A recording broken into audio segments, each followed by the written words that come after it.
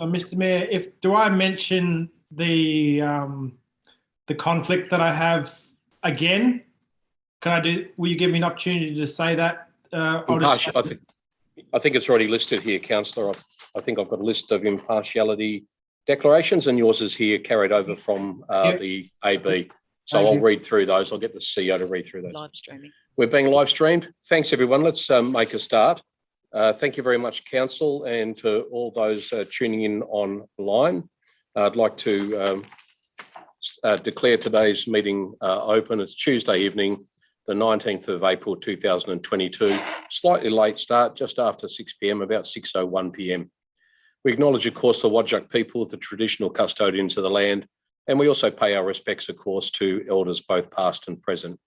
Subject to the provisions of Section 14 of the Local Government Administration Regulations of 1996, published on the 3rd of February 2020 and announced by the State Government on the 24th of March 2020, Council meetings will be held by electronic means. Council meetings are public meetings, and any information you provide shall be recorded and may be publicly accessible. The Council chambers are not a parliament, and parliamentary privilege obviously does not apply to any of us. Elected members and staff risk being held personally liable if their comments are defamatory or breach any duty of confidentiality. Statements made during council meetings are solely those of the person making them. Nothing expressed at a council meeting can be attributed to the city unless it is adopted by a resolution of council. The confirmed minutes of a council meeting are the official record of that council meeting. We don't take minutes that are verbatim, just as a note. Nevertheless, the recording is a record. This audio recording is a record of the meeting. Recording of the council meeting must not be copied, republished, or reproduced without the city's express permission. Just an apology from me too, councillors, before we start the meeting. Many of you might have noticed that I'm wearing the Fremantle Dockers membership tie this evening. I apologise for that. It was the only clean tie I had tonight, so I'm wearing that. Just an apology for me. We move on to attendances. Councillors, I'm just going to run through the list of you all. I'll ask you, please, after I read your name, just to confirm your attendance by just repeating your name and confirming that you are present for the audio recording. Myself, Mayor Hall, I am, of course, present. Deputy Mayor Ben Kunza. Deputy Mayor Ben Kunza is present. Thank you. Councillor Mark Bain. Councillor Bain, present, Mr. Mayor. Councillor Lindsay Holland. Present. Thank you. Councillor Jesse Jacobs. Councillor Jesse Jacobs is present. Councillor Steve Parkinson. Present, Mr. Mayor. Thank you. Councillor Sarah Sabiri. Present. Councillor Hardeep Singh. Present, Mr. Mayor. Councillor Amanda Spencer-Teo. Councillor Spencer-Teo is present. Thank you. Councillor Craig Sweeney. Councillor Craig Sweeney is present, raring to go. Thank you. Thank you very much. And last but not least, Councillor Paul Tuchek. Present, Mr. Mayor. Thank you very much. Apologies, there are none. Thank you very much, councillors. We have everybody present this evening. Approved leave of absence at item 2.2. There are none. Mr. CEO, I'll ask you to read through the disclosures of interest, please. CEO Stephen Kane. Thank you, Mr. Mayor. We have disclosures of impartiality tonight from Councillor Bain in item CD 010-22. We have an impartiality interest from Councillor Holland in item CC 014-22. We have an impartiality interest from Councillor Jacobs in item CC 017-22. Impartiality interest from Deputy Mayor Kunza in item CD 010-22. And impartiality interest from Councillor Singh in item C005-22. Thank you, CEO. As far as other declarations, financial declarations of interest, there are none. Councillors, I don't propose to reread or ask you to reaffirm those impartiality declarations later in the meeting when those items arise. For the purpose of the meeting, they have been declared and disclosed, and they are recorded in the audio. So thank you to those who have done so. At item 4, announcements by the presiding member without discussion, there are none. Reports to delegates without discussion. The Deputy Mayor has submitted a summary of the meeting of the South East Metro Regional Roads subgroup, which met on the 6th of April 2022. Copy has been distributed. and it will be obviously included in the minutes of tonight's meeting. Thank you, Deputy Mayor Kunza. Does any other member wish to submit a delegate's report? No one, thank you. We'll move on to public question time at item 6. At item 6.1, response to previous questions taken on notice. There are none. Questions from the public. I open public question time now. It's about 6 minutes past 6 p.m.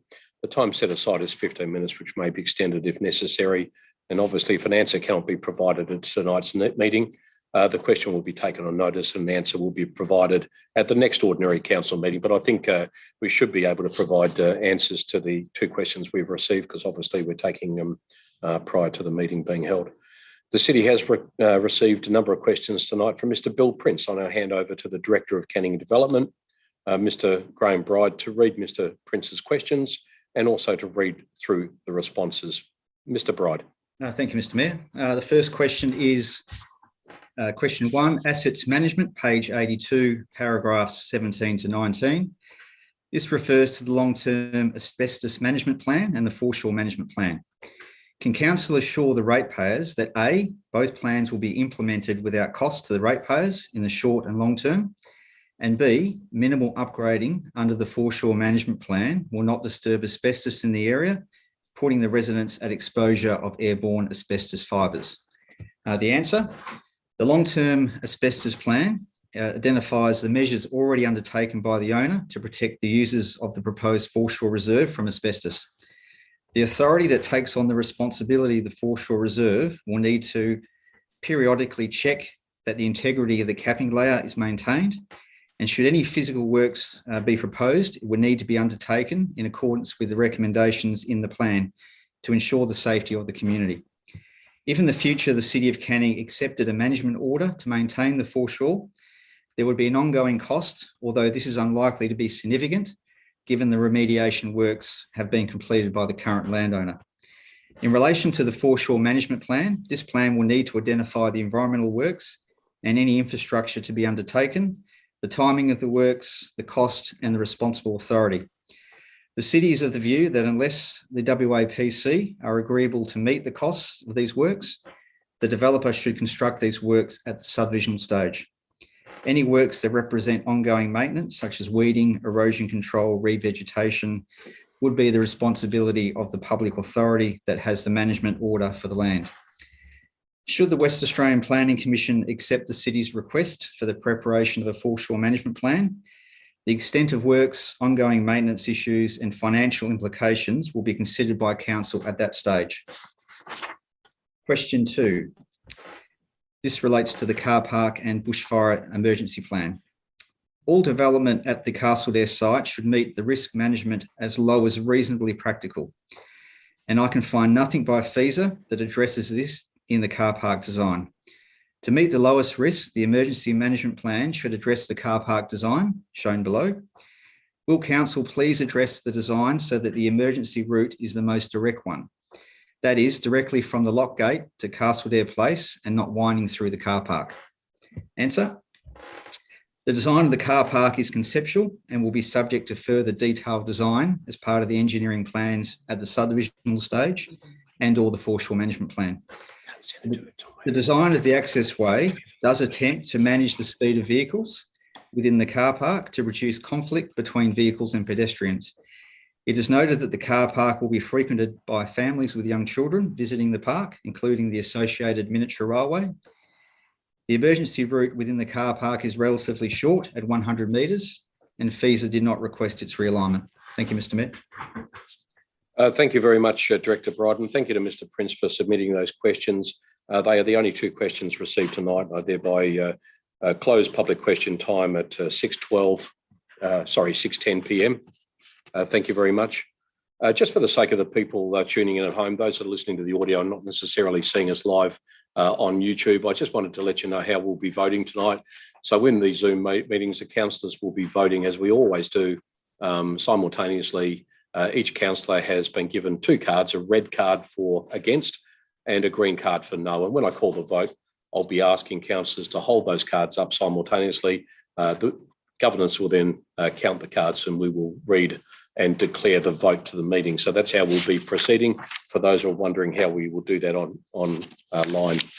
At item 7 tonight, the confirmation of minutes, the ordinary council meeting held on the 15th of March. The officer's recommendation is that the minutes of the ordinary council meeting held on that date, the 15th of March 2022, be taken as read and confirmed. The recommendation is on page 3 of the agenda. Councillors, can I have a mover for that item, please? Mover? Deputy Mayor, thank you. Seconder? Thank you, Councillor Bain. Councillors, will put that matter to the vote. Those for?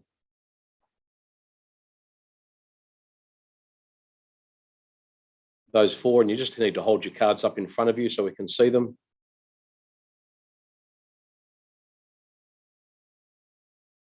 Councillor Spencer Teo, we're having a real issue with you at the moment. Thank you. I can see that the vote there appears to be unanimous. Governance, can I get you to confirm? Mr Mayor, I confirm the vote has been carried unanimously, 11 in favour. Thanks, councillors. We move on to item 8, which is the receiving of petitions, presentations and deputations. At item 8.1, there are no petitions. 8.2, presentations. There are no presentations.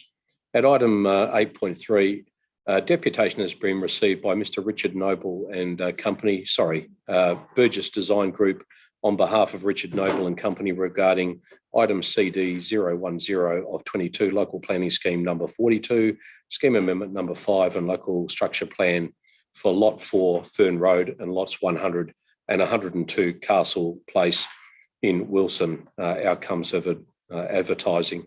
It's a lengthy deputation, councillors.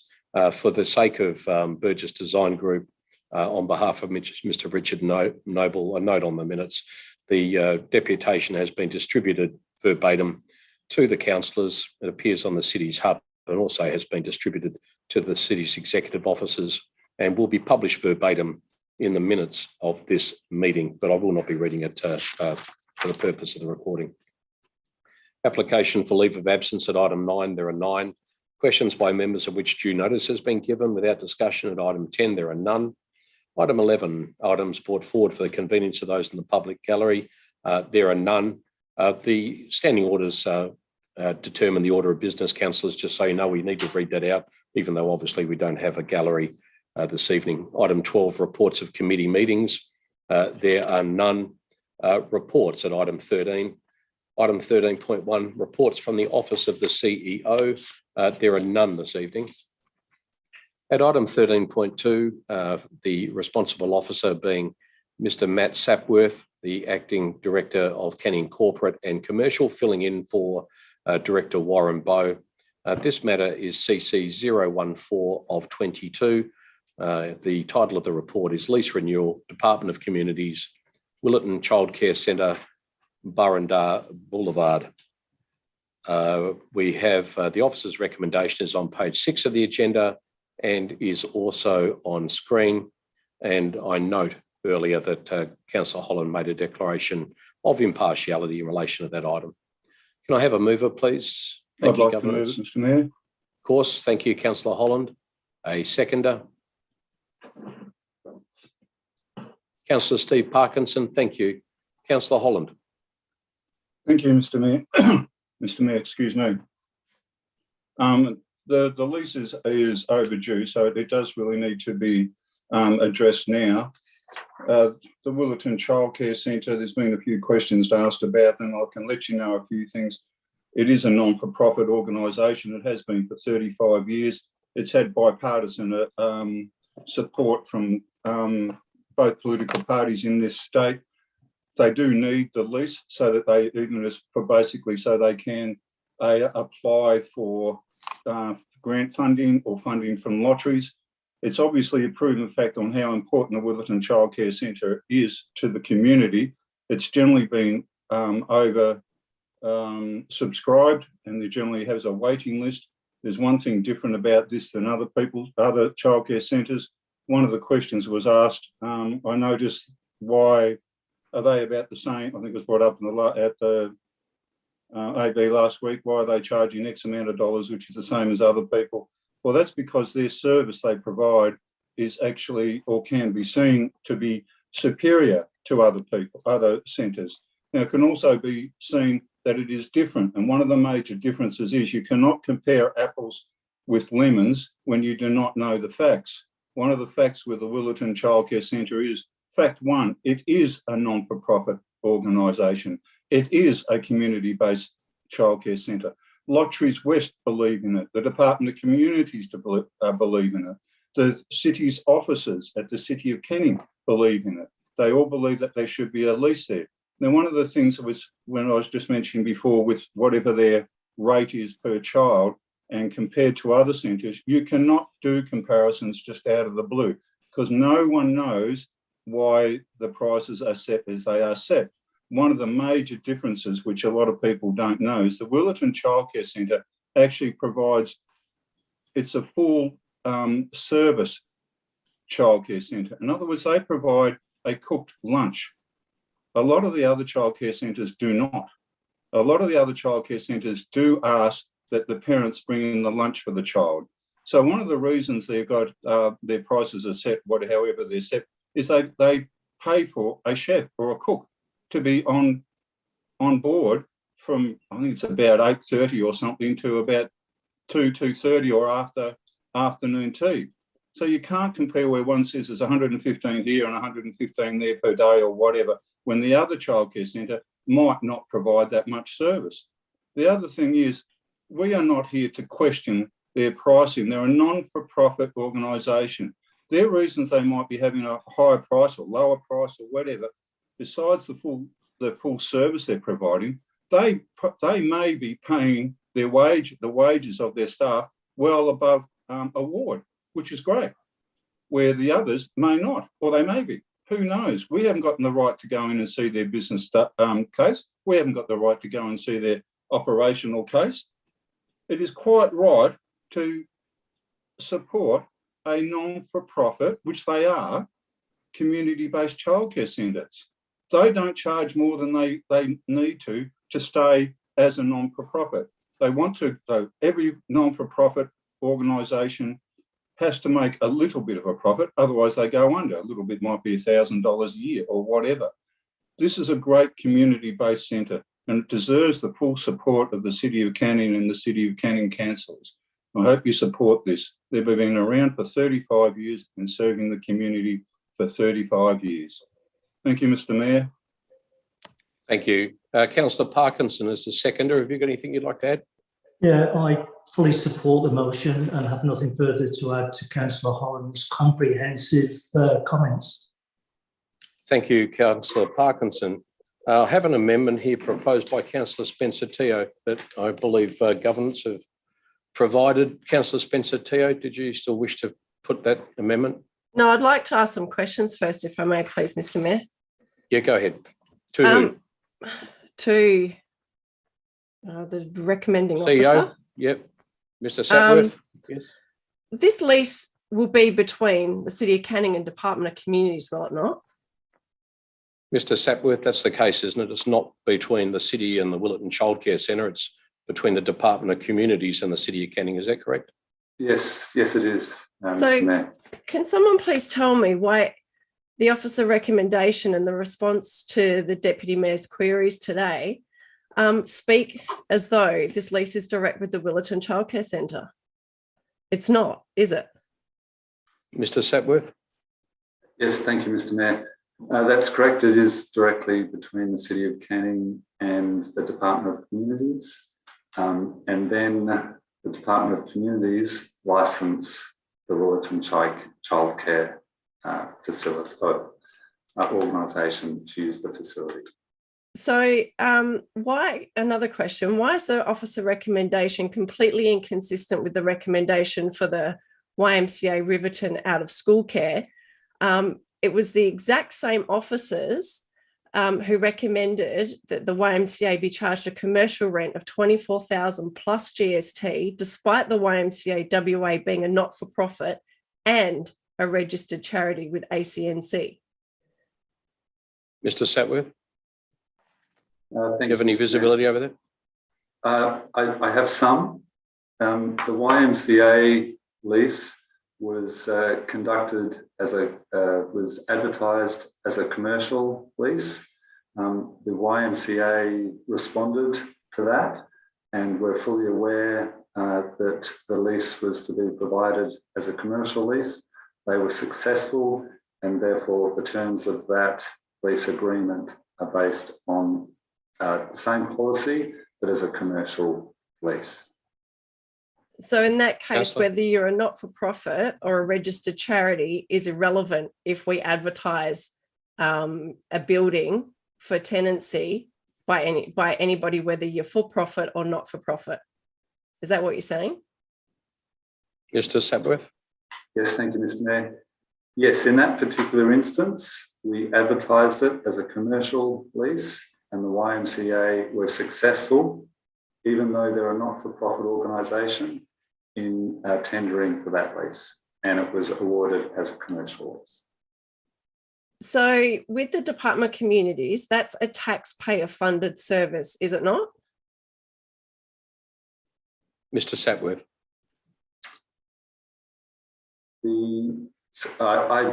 I do not know the answer to that particular question. The agreement between the Department of Communities and the Willerton Childcare Centre is between those two organisations.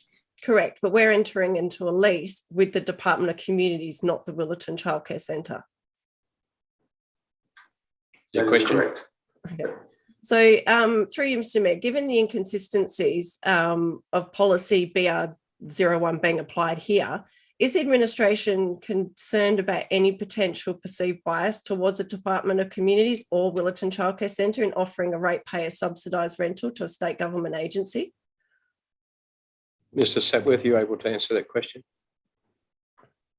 I believe the city, thank you, Mr. Mayor, I believe the city would be comfortable by following the tenancy policy, BR.0.1, and ensuring that is applied consistently. Thank you. Councillor Spencer Teo? I've got no further questions, but I'll speak to the fact that I don't support the officer recommendation now. Councillors, I'd like to take you back to February 2021 when the YMCA Riverton Osh Club came to council for endorsement. A former councillor asked administration to please explain why some not-for-profit tenants get charged commercial rent and some don't, and why this one was being charged a commercial rent. The answer from administration, which is in that report, is this: the decision on charging of rent does not correlate with the charitable or not-for-profit status of the proposed tenant, but rather the nature of the building and the purpose for which it's being used. The city has many community leases, i.e. sporting groups, community groups, etc., where rent is charged in accordance to the adopted scheduled fees and charges, and this considers the income generating potential of those groups, i.e. generally by membership fees. The city also has a number of commercial leases where a facility is used to run a commercial business where income generation would be considerably higher. Council's policy BR01 states that commercial leases shall be charged at market rent as determined by independent market valuation. The proposed lease to YMCA is proposed to be charged rent in line with the independent market valuation. So based on that, we were basically basing that on the fact that that YMCA charged $60 a day for out-of-school hour care. That's both before and after school. So if we applied the same rationale to this scenario, where the Willerton Childcare Centre are charging $115 a day, then I'm dumbfounded as to why the recommendation isn't consistent for this particular lease. I'd like to make it abundantly clear that my decision tonight has absolutely nothing to do with the Willerton Childcare Centre. If the lease was direct with them, my feelings would be completely different, but I'd need to understand how the centre is set up and how it operates. That information I don't have tonight. The officer recommendation and subsequent correspondence certainly looks like the lease will be between the city and the Willerton Childcare Centre, but in actual fact, it is not. I mean, I've heard these words double dipping being thrown around this council many times. Here we're being asked to support Canning ratepayers subsidising a state government subsidised childcare centre. As a local government, the state government should be subsidising us and our community groups, not the other way around. The other issue I have with this is the potential perceived bias with this arrangement. If I was to support this officer recommendation, I feel my own integrity would come into question. Councillors, how can we honestly sit here and support the Mulberry Tree in Wilson paying $22,000 a year and YMCA in Riverton paying $24,000 a year, while the Department of Communities gets off with a $1,500 lease when the users of that group pay the same, if not more, for their childcare? If the state government genuinely supports not-for-profit childcare centres who sit under its umbrella, then whether the department pays $1,500, $3,000 or $20,000, it should continue to provide the peppercorn rent to their sub-leasee, which is the Willetton Childcare Centre. Finally, the inconsistency with the application of BR01 is of great concern to me here. I think it may be time to revisit this policy because earlier today, staff advised us that no policy guidance is given to non-commercial, not-for-profit tenants, and this is not the first time we've had issues with this policy. Councillors, with the Willetton Childcare Centre is not the leasee here, the state government is. We should represent our ratepayers and make our decision in the best interest of them, not state government agencies. Thank you, Mr. Mayor. Thank you. Anyone else wish to speak on the item? Councillor Kunza, Deputy Mayor Kunza. Look, yeah, I mean, Councillor Spencer Terra has raised a number of pertinent points. I mean, I shared similar views or similar concerns, I should say. I mean, Councillor Lindsay Holland made a number of very pertinent points as well. The fact that the Willetton Childcare Centre has provided a valuable service in the community for many years. That's not a dispute. Whether or not they should be in a subsidised building whilst other not-for-profits in Canning pay commercial rates, that is what is in question here. I do not understand why when the Riverton OSH issue came to hand, the city, even though council had basically recognised that there was an issue with no OSH services in that jurisdiction and they needed that facility, we then advertised it at a commercial rate, commercial lease. Councillors questioned it and staff basically put forward the argument that Councillor Spencer Terra brought up just before me. We then get to this one with the Willetton Childcare Centre, and the response provided to me today is quite different. The fact that it's not a commercial entity, so it should have a subsidised rent. Well, that didn't seem to apply last year. Now, nothing against the Willetton Childcare Centre. It's the Department of Communities that is we're in negotiation with here. Councillor Lindsay Holland raised a number of points, but again, we haven't actually raised why they get a subsidised lease, why ratepayers provide a subsidised lease. I don't expect council to go through the financials. I expect to be provided reasoning as to why one group would get a subsidised lease and one wouldn't. I have serious concerns. I don't necessarily want the Willetton Childcare Centre to pay a high amount. I just want consistency provided. And I remember all those years ago when we spoke about policy BR01 and the inconsistencies, or should I say that you can't treat any group as the same, as there's often differences, and yet we keep coming back to a policy that's not fit for purpose. Well, I guess the argument's being put forward in backing up why a certain provision has been provided or a subsidy has been provided, or it just doesn't seem to continue down the same path, and I don't know why. So I'm finding it very hard to say yes to this lease in this agreement with a state government department to provide subsidised childcare within a certain suburb. And remember, it's not necessarily the group paying, it's the people using it paying. So people in Wilson, people in Riverton utilising those services, it's the residents in that area paying for it. So why are they paying more to utilise a service in a council facility, basically, than through this one? If it was consistently applied, then no issue. But I have real problems with how BR01 is being applied and how can I support this lease when there's those inconsistencies. I'm just struggling with it. And I don't know how I can, because how could I say yes to this having applied a commercial lease to Riverton? And I know one's a childcare centre and one's an OSH service. Both are not-for-profits providing a very important childcare service in their relevant jurisdictions. So yeah, saying that they might pay their staff more is not necessarily an argument as to why we should provide that subsidy. If that's the way the centre is run, then that's the decisions they make. And as Lindsay said, good to the staff, and good to the service being provided, but that's not part of our decision making, and that's not an argument to provide the subsidised lease. So I guess the information needs to be provided as to why one provider gets subsidised and one doesn't. Thank you, Councillor Singh, and then I'll come to Councillor Sweeney. Thank you, Mr. Mayor. A couple of questions, just for my understanding. Question number 1, can City of Canning sign a direct lease with Willetton Childcare Centre? Is it possible to approach them directly and request them to submit a lease request or something like that? Can that arrangement be made? Mr. Sapworth. Thank you, Mr. Mayor. It can be, and it was proposed.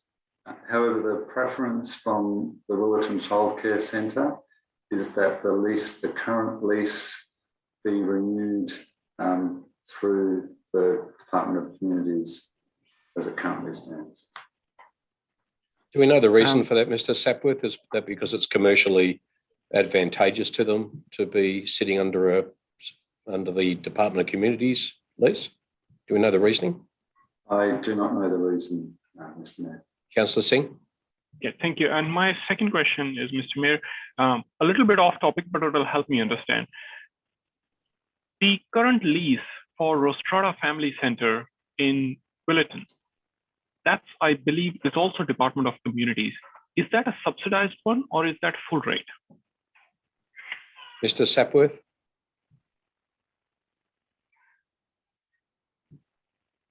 You're on mute. Yeah, you're on mute, Mr. Sapworth. I'll get you to unmute. Apologies, Mr. Mayor. Councillor Singh, can you just repeat the name of that centre? Basically, I'm trying to compare here. Our Deputy Mayor and Councillor Amanda Spencer raised some good points. I do not have the knowledge of what happened last year and before that. So I'm just trying to understand. We are talking about here giving a subsidized lease to Department of Communities.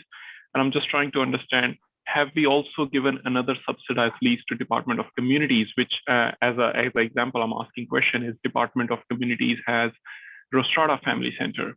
I believe that lease is also to Department of Communities. Just the question is that lease a subsidized lease or is it a full rate lease? Mr. Sapworth, if you're not familiar with that, I might refer it to the CEO. He may have some background that might be able to assist. Mr. Sapworth, you able to answer, or do you prefer I defer to the CEO? I'm not able to answer it, Mr. Mayor. Thank you. Okay, Mr. CEO. Thank you, Mr. Mayor. I think Dr. McQuaid is the most familiar of us with the arrangements at Rostrada, and I'd ask if she knows the specifics of this question. Dr. McQuaid, are you able to provide any information?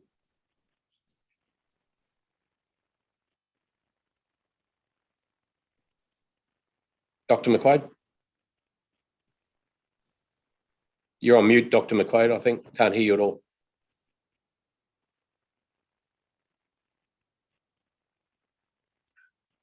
Dr. McQuaid, I think someone's going to... Dr. McQuaid, we can't hear you. You're not coming through on the audio at all.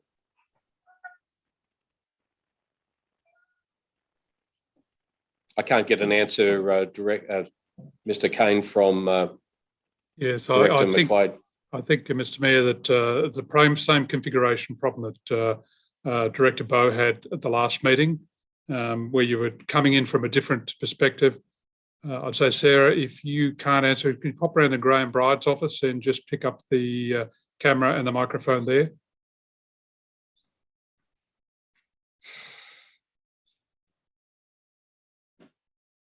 Councillors, I'm just going to give Dr. McQuaid just 60 seconds to race around to... Oh, I think she's trying again, Mr. Mayor, with the headset on. Dr. McQuaid, are you there? Can you hear us, Dr. McQuaid? Can you put your hand up if you can hear us? You can hear us? I think, Are you able to move to... It's a configuration issue. We had the same issue with Director Bowe last time round, where for some reason, this version of Zoom, if you've accessed it externally and then you change and come back, access it internally, it somehow changes the configuration on your settings. We'll need to get someone to come and assist her. But I think easier if she goes to Director Bride's office and just picks That's up the okay. question. Councillor Singh, I'll just get you to pause there for a moment. It'll take a moment or two for Director McQuaid to change locations. And just while she does, Councillor Sweeney had a question. I might just go to him in the interim. Craig, are you ready to ask a question? Yeah, can you hear me okay? Yep, loud and clear. Yeah, okay. Just either for the CEO or for Mr. Sapworth. If this doesn't get through tonight, what are the consequences here? What are we talking about? Where does that leave the Department of Communities? More importantly, where does that leave the Willetton Childcare Centre? Well, there's no alternate motion on the table, and we don't have any amendments. No amendments have been put to the recommendation. So if it's not approved, I guess we don't enter into a lease. Mr. Mayor, CEO. I can come back, and Mr. O'Connor's just texted me and he noted that the Rostrata item says that in terms of the decision, the terms and conditions of the current lease were accepted and passed by Council on the 19th of November 2013. The current lease commenced on the 1st of October 2013 for a 10-year period expiring 30th September 2023. So the current term hasn't expired. The lease allows for a further term of 10 years up to 30th September 2033. The current rent for this facility is $1 per annum, so it's peppercorn, excluding GST. It is recognised this rental rate is not in line with the current schedule of fees and charges. However, this peppercorn arranged prior to Council instituting its policy on the schedule of fees and charges rent applicable. Consideration will be given to the appropriate rent review at the time of lease negotiations, which will be in 2023. It is noted the lease dictates a further term will be granted under the same rental as the substantive lease. So we have a very long-standing lease with a 20-year term whose terms and conditions were set prior to Council amending its policy on BR01, Mr. Mayor. Thank you very much. Councillor Singh, does that, Councillor Singh firstly in the first instance, does that actually answer your question? And yes, I'll come back to you, Craig. Just to clarify, so we have given a lease to Department of Communities for Rostrata Family Centre for $1, and that's like next 10, 20 years or something like that. 10 years, yeah. Great, thank you. That helps me. Thank you. Thank you. And Councillor Sweeney, CEO, if you're still there, Councillor Sweeney asked what would happen if the matter at the moment is not passed by Council. I mentioned the fact that at the moment there's no alternate foreshadowed motion and certainly no amendments have been put, so the situation would be. So thank you, Mr. Mayor, for the question. The City has currently a holding over lease arrangement with the occupant, and it would be conditional that the holding over lease were to remain. It would be easier for us if somebody would move or foreshadow an alternative so we could end this uncertainty around the holding over provisions. Thank you. Councillor Sweeney? Yeah, no, that's very clear. Thank you. Councillors, anyone else? Councillor Spencer Teo? Sorry, just a question. With Rostrata, they charge a heavily discounted usage rate to the community groups who use their facility, don't they? Wasn't that justification for their peppercorn rent? Mr. Kane may not have any visibility over that unless you do. Thank you, Mr. Mayor. No, as I said, notice that was done in 2013, so it well precedes my time. And I'm not sure if any of the current directors would know the conditions that applied. From memory, it came up when we extended the area of lease when we put the demountable on. It was a justification that even we charge less, we charge more for our casual hire usage to community groups, and Rostrata charges less, I recall. So maybe Dr. McQuaid would know that because I'm pretty sure she wrote that report. And Dr. McQuaid, Mr. Mayor, I think is back online again now, so we might just see if she can add. Dr. McQuaid, are you there? Hello, yes, can you hear me now? I can hear you. I can't see you, but I can hear you. Sorry, the system's not letting me put my video on. I think someone That's might have turned okay. it off. But yes, sorry. So the question was that does Rostrata subsidise the costing to the users of that facility? Was that the correct I think question? it was about why was it provided with a peppercorn lease? Was it because of an offset or because they provide heavily subsidised rates to users. That was about the line. Yep. So point of order, Mr. Mayor. Point of order. Relevance. What has this got to? What Rostrata get has got no relevance whatsoever to deal with Willetton Childcare Centre. Yeah. So I rule against the point of order on the basis that it is relevant. It hasn't been entered into debate. A number of questions have been asked by councillors, and they're certainly allowed to ask questions. Nobody is entering it as relevant debate because it may not be relevant, but they're trying to get an understanding of the situation, and they are asking questions in relation to peripheral matters. So I rule against the standing order. We're not even debating at the moment. We're simply answering a number of questions. Director, please continue. Thank you, Mr. Mayor. The peppercorn rate to Rostrata is a historical matter. It was granted to Department of Communities many, many years ago. It is a hangover effect. It hasn't actually got anything to do directly with what Rostrata on costs. I do understand that Rostrata's fees for users of that facility is quite low.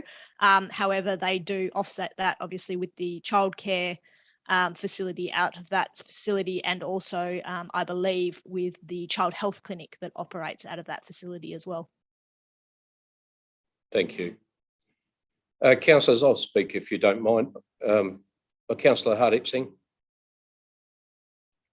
Thank you, Mr. Mayor. Just to understand, so the Rostrata childcare facility which they are providing much better or less rates as compared to Willetton Childcare Centre. Is that right? I mean, is that question somebody can answer? It will help me understand. Okay, they both are Department of Communities, both are childcare centres. I think quite simply, they're two very different services. They are both operated through the Department of Communities, and they're both operated on two distinctly different funding models within the Department of Communities. So I'm not sure that it is fair to make the comparison around their charges. Thank you. Councillors, happy with that? Councillors, I'll speak on the matter. Look, in the absence of a foreshadowed alternate motion or an amendment, look, I speak in favour of it. I don't intend to bog down council for an hour over $1,500. I think the role of council is not to penalise the Willetton Childcare Centre or the Department of Communities for that respect, but our role is to review the policy. And if we're finding that there are inconsistencies with the policy, then I think it's our role to bring that policy back and adjust it and discuss it and workshop it and end up with, as a council, as a board of directors, coming up with a process and a procedure that will provide consistent leadership and guidance across matters like this as they come to council. So whilst I'm not entirely happy with this situation either, as outlined by other councillors, I too feel it seems patently unfair to have the YMCA, which is a not-for-profit, and also Councillor Holland brought up the fact that the Willetton Childcare Centre is a not-for-profit a number of times, and I accept that, but the fact that these other groups, or at least the YMCA, not only is it a not-for-profit, it is actually an exemplary organisation that provides a range of services across Australia and both internationally, and it's also a charity. So not only is it a not-for-profit, it's a charity, and we're charging it, plus $20,000 a year. So yes, there's inconsistency here, but I feel that we just need to lift the conversation up a little bit to the policy position and address the policy position. So look, I intend to speak in favour of it in the absence of any amendments to it. I think a number of councillors have spoken against it, but I do speak in favour of it, and I think I look forward to council bringing the policy back and reviewing the policy, making changes there so that we're not presented with the same level of inconsistency when each of these childcare centres comes back to us in subsequent years for a determination around leasing. Anyone else, councillors? Before I pass back to Councillor Holland. Councillor Holland, I'll ask you just to rebut what was raised earlier, and then we'll close debate. Councillor Holland. Thank you, Mr. Mayor. First of all, you cannot compare Rostrata to the Willetton Childcare Centre. Rostrata is not a childcare centre. It is not one of their, it's not in their remit to be a childcare centre. What they provide is a completely different service. A completely different service. They've got their own little niche area, which is very much appreciated. The Willetton Childcare Centre was set up by the Department of Communities to assist the Willetton Childcare Centre. Councillor Holland, I'll just have to hold you up there. You can only rebut debate. You're rebutting questions that are asked by councillors. No one raised the Rostrata Childcare Centre in debate about the matter. They asked a number of questions. So you can only rebut the debate. So I'd have to ask you just to rebut the debate and close your argument, then we'll put the matter to the vote. But you're debating a number of questions that are raised. Sorry. With the perception of perceived bias, I don't think there's any perceived bias here at all. If you want to change the policy, change the policy. You cannot do damage to the Willetton Childcare Centre. By not giving the lease, you will damage severe reputational damage to the Willetton Childcare Centre and also to the City of Canning. It is quite amazing if the lease is not provided and there is no lease, the Willetton Childcare Centre is not able to apply for funding. You could be virtually saying contributing to their demise because they can't have a lease. They must have a lease by law with the Department of Communities, which was set up by the City of Canning 35 years ago. We can't change it midstream. This is a community-based childcare centre, for goodness sake. I can't believe, actually I won't go down that path, I don't do that. The only thing I would say for you, anyone here, read the Kendall report. Thank you. Hang on a sec. Yeah. What's your reference to the Kendall report, Councillor Holland? The Kendall report, if you note, it came out very much in favour of the Willetton Childcare Centre and keeping the lease with the Department of Communities and the service they provide. Yeah, I'm not certain that's what the Kendall report, the Kendall report itself, Dr. Kendall was in favour of the Willetton Childcare Centre. That was more around the decision of council in relation to it. But nevertheless, thank you. Councillors, we're going to put the matter to the vote. Obviously, I'll ask you to raise your green card for a for and your red card against. Can I ask those in favour, please vote now? I'll ask everyone to please vote simultaneously right now. Thank you. Councillor Spencer Teo, we can't see yours. You might just want to actually adjust your, thank you. You might need to adjust down your camera just so we can see you. Thank you very much. We have it. Governance, I'll get you to read the vote, please. Thank you, Mr. Mayor. We have 10 in favour of the motion, with Councillor Spencer Teo voting against the motion. Thank you, councillors. The matter is passed. We move to CC 015 of 22, proposed road dedication, lot 701 in brackets number 136, close brackets, Eucalyptus Boulevard in Canning Vale. The officer's recommendation, which is on screen now, is also on page 16 of tonight's agenda. Thank you very much, Governance. We'll remove that from the screen. Can I have a mover, please, for that item? That would be Councillor Craig Sweeney and then Councillor Jesse Jacobs as the seconder. Councillor Sweeney. Yes, very happy. Thank you, Mr. Mayor. Very happy to support this. It's been a long time coming. Nicholson Road is a main arterial road and carries high volumes of traffic daily, not just for the City of Canning, but right across Perth. The intersection of Eucalyptus that we're talking about here and Nicholson has been identified as a black spot due to the excessive number of crashes at that location. Some have been extremely serious for people. The City has received black spot funding this financial year from the federal government, so it makes a lot of sense to upgrade this intersection as soon as we can. So we aren't paying for this, councillors. This is all through government funding from the federal government. And as I said, it makes a lot of sense that we do this, and you agree with me, so we can make that intersection a lot safer for the road users in Canning Vale there. So please, councillors, I wish that you would support this recommendation. Thank you.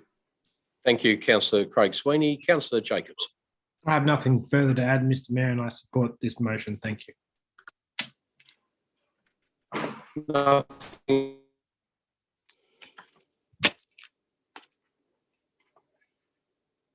to add. Anyone wish to speak against the matter? Thank you. In the absence of a debate against the matter. Sorry, Mr. Mayor, I lost half of that. You missed a wonderful speech by Councillor Craig Sweeney in favour of it. He has supported the recommendation. Councillor Jacobs had nothing further to add. No one wished to speak against it. And we're just putting the matter to the vote now, Councillor Holland. Thank you. I'll just get you to hold up that's it, everybody. Thank you. So, councillors, can I ask a number? You might need to adjust down your just your cameras so we can see more of you, so that we can see your voting cards when you put them up. Thank you, Governors. I'll ask you to read the vote. Thank you, Mr. Mayor. I have a unanimous vote, all 11 in favour. Thank you. Fabulous, unanimous vote. Thank you, councillors.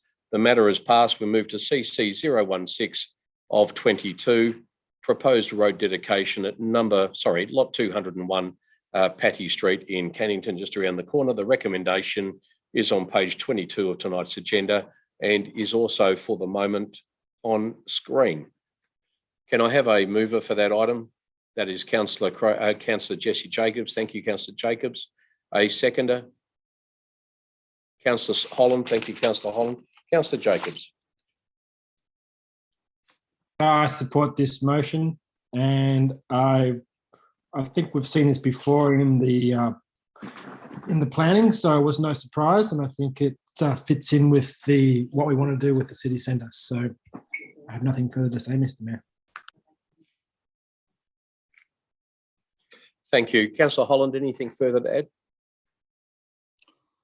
Yes, Mr. Mayor, I second the motion and I speak in support of it. I think it is another thing going towards the city centre development there. The thing that I quite find amazing here, we're in 2022. This is CCO 1622 and it's on page 22. Not a bad little effort, really. No, that's a sterling effort. Congratulations, governance, and to the CEO. Thank you for organising that. Councillor Parkinson, I see a little white hand on your screen. Does that mean you'd like to ask a question, or is that an inadvertent wave? Inadvertent? All right. It's disappearing as you are. Yes. Thank you. Anyone wish to speak against the matter? I've got Councillor Bain there. Councillor Bain, have you got your hand up? You'd like to ask a question or speak? Thank you, Mr. Mayor. I'd like to move a procedural motion that debate on the motion be adjourned to the next meeting. That's the May OCM. Councillor, do we have a seconder for that procedural motion? There's no support. Councillor Sabiri has seconded it. Councillor Bain, can you explain to council why you would like to have the matter adjourned for 4 weeks? Why a decision can't be made? Yep. The city is only obligated to seek the feedback of landowners on the proposed road dedication, and that is effectively what it did. However, I believe that the tenants should be extended the courtesy to be involved in the process, as ultimately it is their businesses and thus also livelihoods that could potentially be impacted by any decision made by council tonight. The occupants of Pharmacy for Less clearly communicated their concerns via deputation at the agenda briefing. I quote from the deputation: "As occupants of the property for over the last 20 years, we feel strongly that the development will pose an extreme risk for the staff and clients of ours and surrounding businesses. As it is a medical complex, the area is frequently visited by elderly clients who will find traffic flow from the proposed laneway difficult to handle. In addition to the potential dangers of the laneway, we feel that its development would ultimately affect our business." In regard to those concerns and the difficulties the tenants experienced during the construction of Cecil Ave West and the city's commitment to promoting local business, I feel it is appropriate that the matter be just postponed to the next meeting in order that an on-site meeting can occur between the land utilisation team and the tenants there. So we can garner more information from that meeting, and the tenants can have some input, and that can be provided to us, Mr. Mayor. Just a simple proposition put forward there, just so we can. I'd like to receive more information, and I'll leave it up to my fellow councillors if they wish to do the same. Thank you, Mr. Mayor. Thank you. Thank you, councillors. We just need to vote on the procedural motion. I always prefer the questions are asked during the week or at the AB. Were those questions asked, Councillor Bain? I mean, did we ask those questions of administration during the week?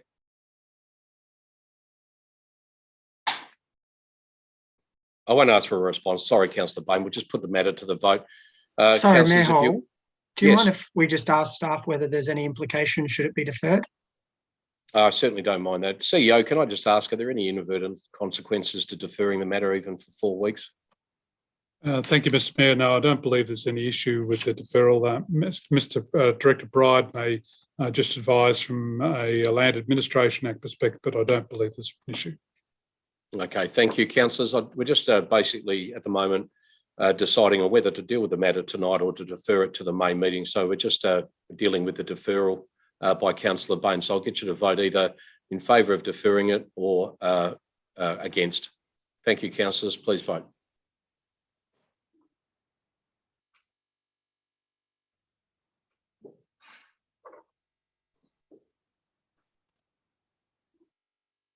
Governance, I'll get you to call the vote, please.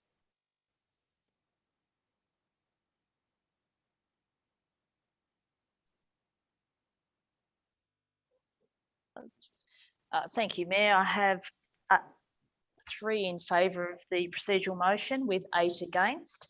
Those members voting against, sorry, Councillors Holland, Chuchek, the Mayor, the Deputy, Councillor Parkinson, Councillor Jessie Jacobs, Amanda Spencer-Teo and Councillor Sweeney. Thank you. Thank you. Councillor Bain, the motion to defer the matter to the May meeting has not been carried by council, so we'll just continue with the debate as we have it. The matter was moved by Councillor Jacobs, who spoke. Councillor Holland then spoke. Councillor Bain then put a procedural motion, which has not been carried by council. Is there anyone else wish to speak to the matter before we put it to the vote? Councillors, let's put the matter to the vote. This is a substantive motion. Thanks, councillors. Please vote.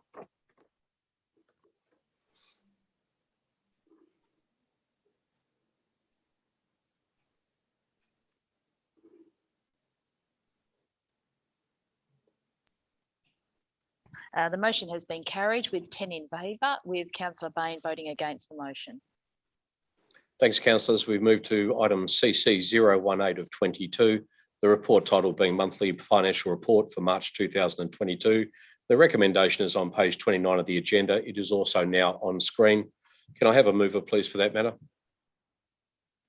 Thank you, Councillor Holland. A seconder? I'll second it myself from the chair then. Councillor Holland? Yes, Mr. Mayor, I speak in favour of this motion now. I'd also like to declare that at the AB, I brought up several questions. They have been answered to my satisfaction at the moment, so that's on the record. I don't think I need to go into it any further. Thank you, Mr. Mayor. Thank you, Councillor Holland. I have nothing further to add. I support the officer's recommendation. Anyone wish to speak against the matter?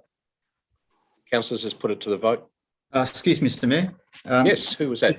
Sorry, it's Director Bride. There's a requirement to read out the purpose and effect of the local law before we... We're not up to that yet. We're just at the monthly financial report. Oh, sorry. Apologies.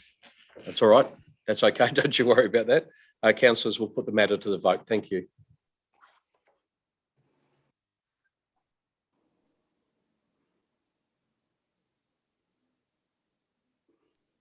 Thank you, Governors. I'll ask you to call the vote. Thank you, Mr. Mayor. We have a carried unanimous vote on that, all 11 in favour. Mr. Mayor? Yes, Councillor Holland. Why is mine backwards? Maybe only to you. I can see it fine. Yeah, no. Is everybody else's backwards to themselves? No, I don't think so. I think they're all fine. Yeah, no, Just to explain, you've got 4 on both sides. You've got 4 here and 4 here. So whatever way you turn it, you're going to get the right angle. I just turned it. Still don't get it. Mine is same as you, Councillor Holland. Right. So mine's it's other way backwards around. to me. Like the ambulance. Thank you, like the ambulance. Thank you for addressing this mystery of the universe, councillors, but we need to move on. Very much appreciated. Councillor Jacobs, I'll get you to put out a YouTube video or something on that if you don't mind, and then send the link to everybody. Councillors, we'll move on to item 13.3, the responsible officer being Director Graham Bride, the Director of Canning Development. The item is CD 009 of 22.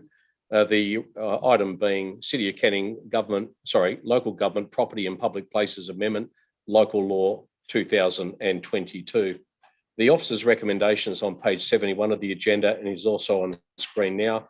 And I must read that the purpose of the proposed amendment, Local Law, is to make amendments to the City of Canning Local Government Property and Public Places Local Law 2021.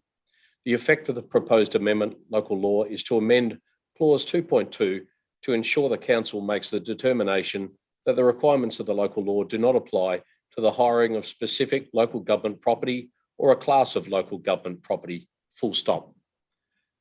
Councillors, I'll ask for a mover for that item, please. I'll move that from the chair then. Councillor Sabiri, I have you as a seconder. Thank you. I speak in favour of the officer's recommendation. I have nothing further to add other than the fact that I support it. Councillor Sabiri? I also support the officer recommendation. Nothing to add. Thank you. Any member wish to speak either for or against the matter? Thank you. We'll put it to the vote then, councillors.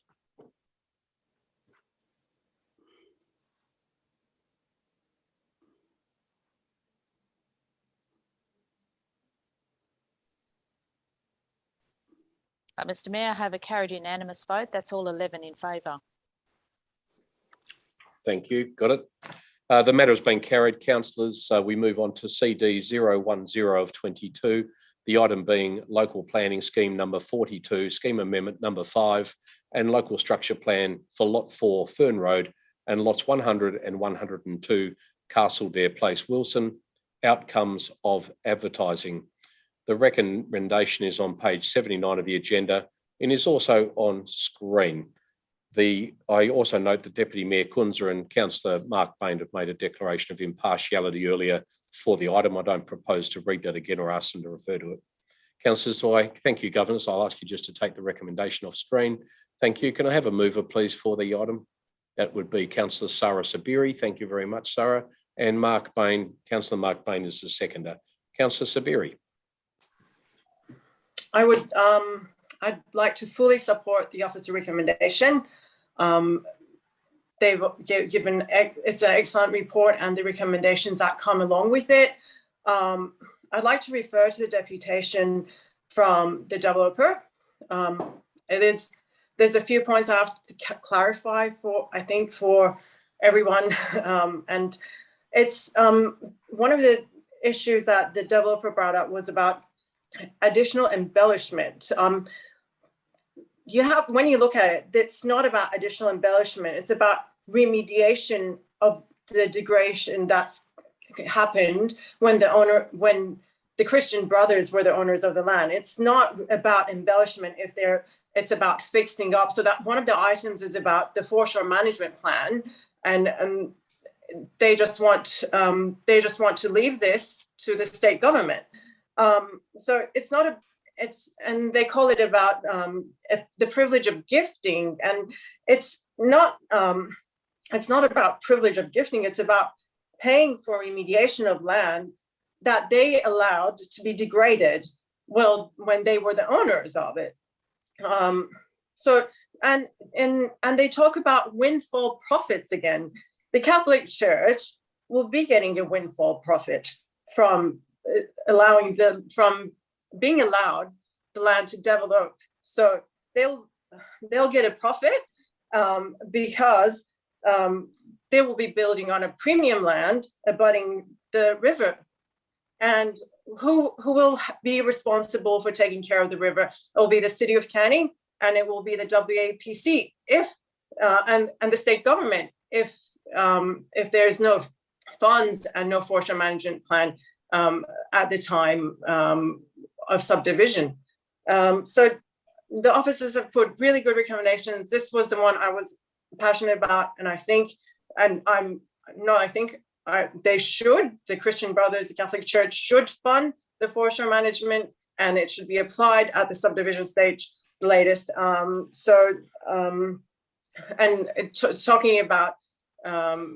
Talking about saying that it's been gifted. Any kind of development nowadays, once you sell land that's been on the foreshore, you have to give the land back to state government. It's not 100 years ago. And to say that the state will be getting a windfall profit, it's sort of dishonest. So I really support the officer recommendation. I hope everyone can support it and move on with this. Thank you. Thank you, Councillor Sabiri. I can hear that passion, and it was a very well written report. Councillor Bain. Thank you, Mr. Mayor. I'd like to move the amendment, please. I believe governance has that at hand. Governance, I'll ask you to put Councillor Bain's amendment up on screen. And I understand it might have been distributed late this afternoon, Councillor Bain, is that right? Correct, Mr Mayor. So my fellow elected members could view it beforehand. Thank you. And just for the record, councillors, I spoke to Councillor Bain about the amendment. Councillor Bain has been working with administration on the amendment.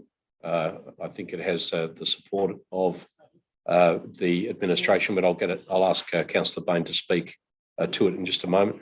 Councillor Bain, we have the amendment up on. Is that the amendment, Councillor Bain? Can I ask you just to perhaps read through it, just confirm that that is the amendment you wish to put? Then I'll ask for a seconder, and then I'll ask you to work your way through it. Thank you, Mr Mayor. Just reading it now.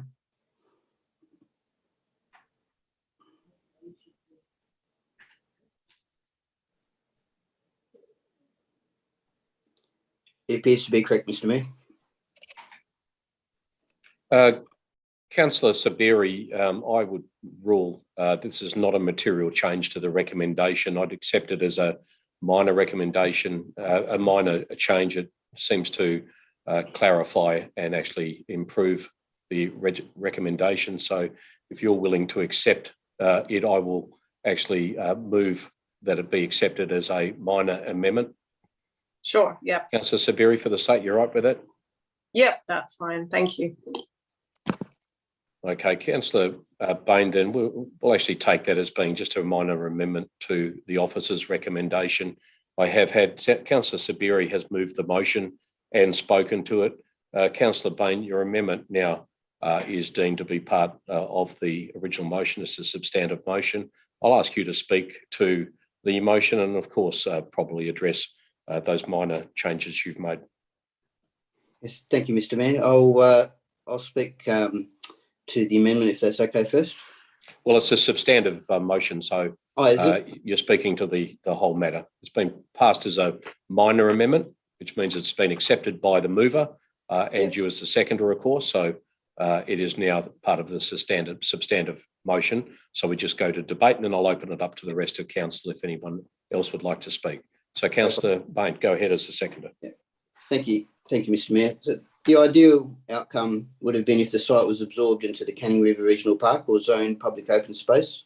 However, circumstances would have it, it is private land, and the owners have long had plans to develop it.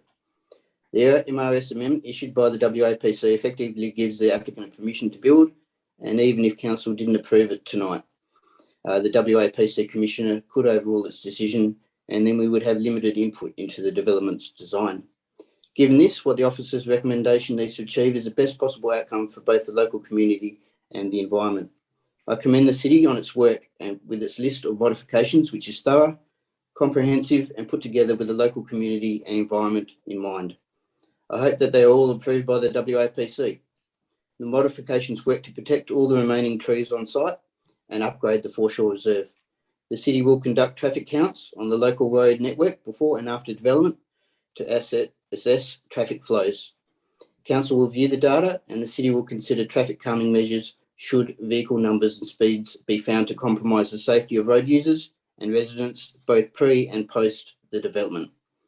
Importantly, the recommendation will secure public ownership of 12 hectares of Parks and Recreation Reserve and see it preserved indefinitely as part of the Canning River Regional Park. And also, thank you also for including it in the substantive motion, and that the proposed car park emergency access way be given over to the city as an easement should fire conditions warrant it in the future, or should a future council decide that a public road is necessary if traffic conditions warrant it. Thank you, Mr Mayor. My pleasure. Thank you, Councillor Bain. Anyone else wish to speak? Councillor Spencer-Teo, and then I'll go to Councillor Holland. Thanks. I just have a question. With the amendment on point 5, do you want to maybe, Councillor Bain, put a timing on that? Because it's very open-ended at the moment and it may not come back to council for 10 or 20 years. So I don't know, maybe put within 12 months of the development completion or something. Because, yeah, it just seems a bit open-ended to me. No, that's a good point, Councillor Spencer-Teo. I was hoping, I guess the amendment gives the impression, I was hoping that the city would receive the traffic data counts after the partial closure of Braybys Road, and that's work's going to be conducted on that in May. So I would have expected to come to us maybe around July, August, I was hoping, but I think it may be a good idea to, so pre would be after the partial closure of Braybys Road, and post would be after subdivision. I might just refer to the CEO, Councillor Bain, just to ask his guidance in relation to when that might be most feasible to come back to council. And my second question would probably... Hang on, we've just lost, councillors, I'll just get you to hold on for one moment. We've just lost our recording just momentarily. For some reason it's dropped out. The recording's now being continued, and just for those at home that may be wondering why there's been an intermission, there hasn't been. For some reason the recording has dropped out and almost resumed immediately, so no council business has occurred during that interim period. I hope you're all still back online. I just was referring to the CEO. Mr. Kane, you've heard the discussion between Councillor Spencer Teo and Councillor Bain. Have you got any comment to make in relation to that matter? Thank you, Mr. Mayor. Not specifically in terms of the timing, I do agree with Councillor Spencer Teo that there should be a time frame for the completion of this work. Director Bryde's probably best to tell us what the anticipated time frame of those roadworks is, Mr. Mayor. Director Bryde, are you able to provide your advice? Yeah, thank you, Mr. Mayor.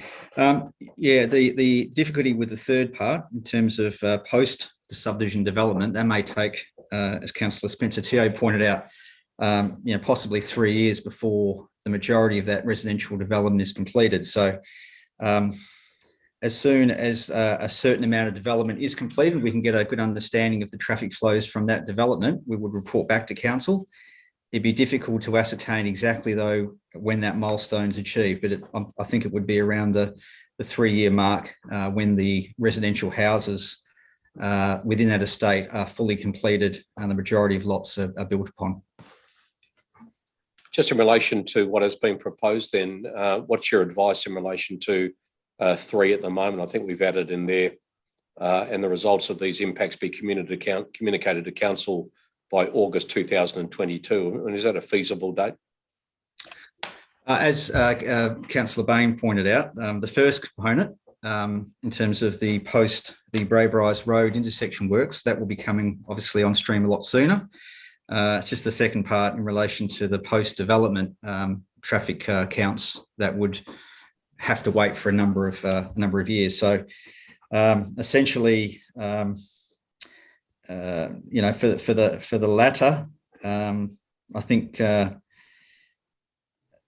yeah, I mean, I'm comfortable with how it reads at the moment, but if there's a time frame that's put on, it could say, I think 12 months is probably, a reasonable time frame to give an update at least, and then we can give a more accurate timing on when the development may be completed.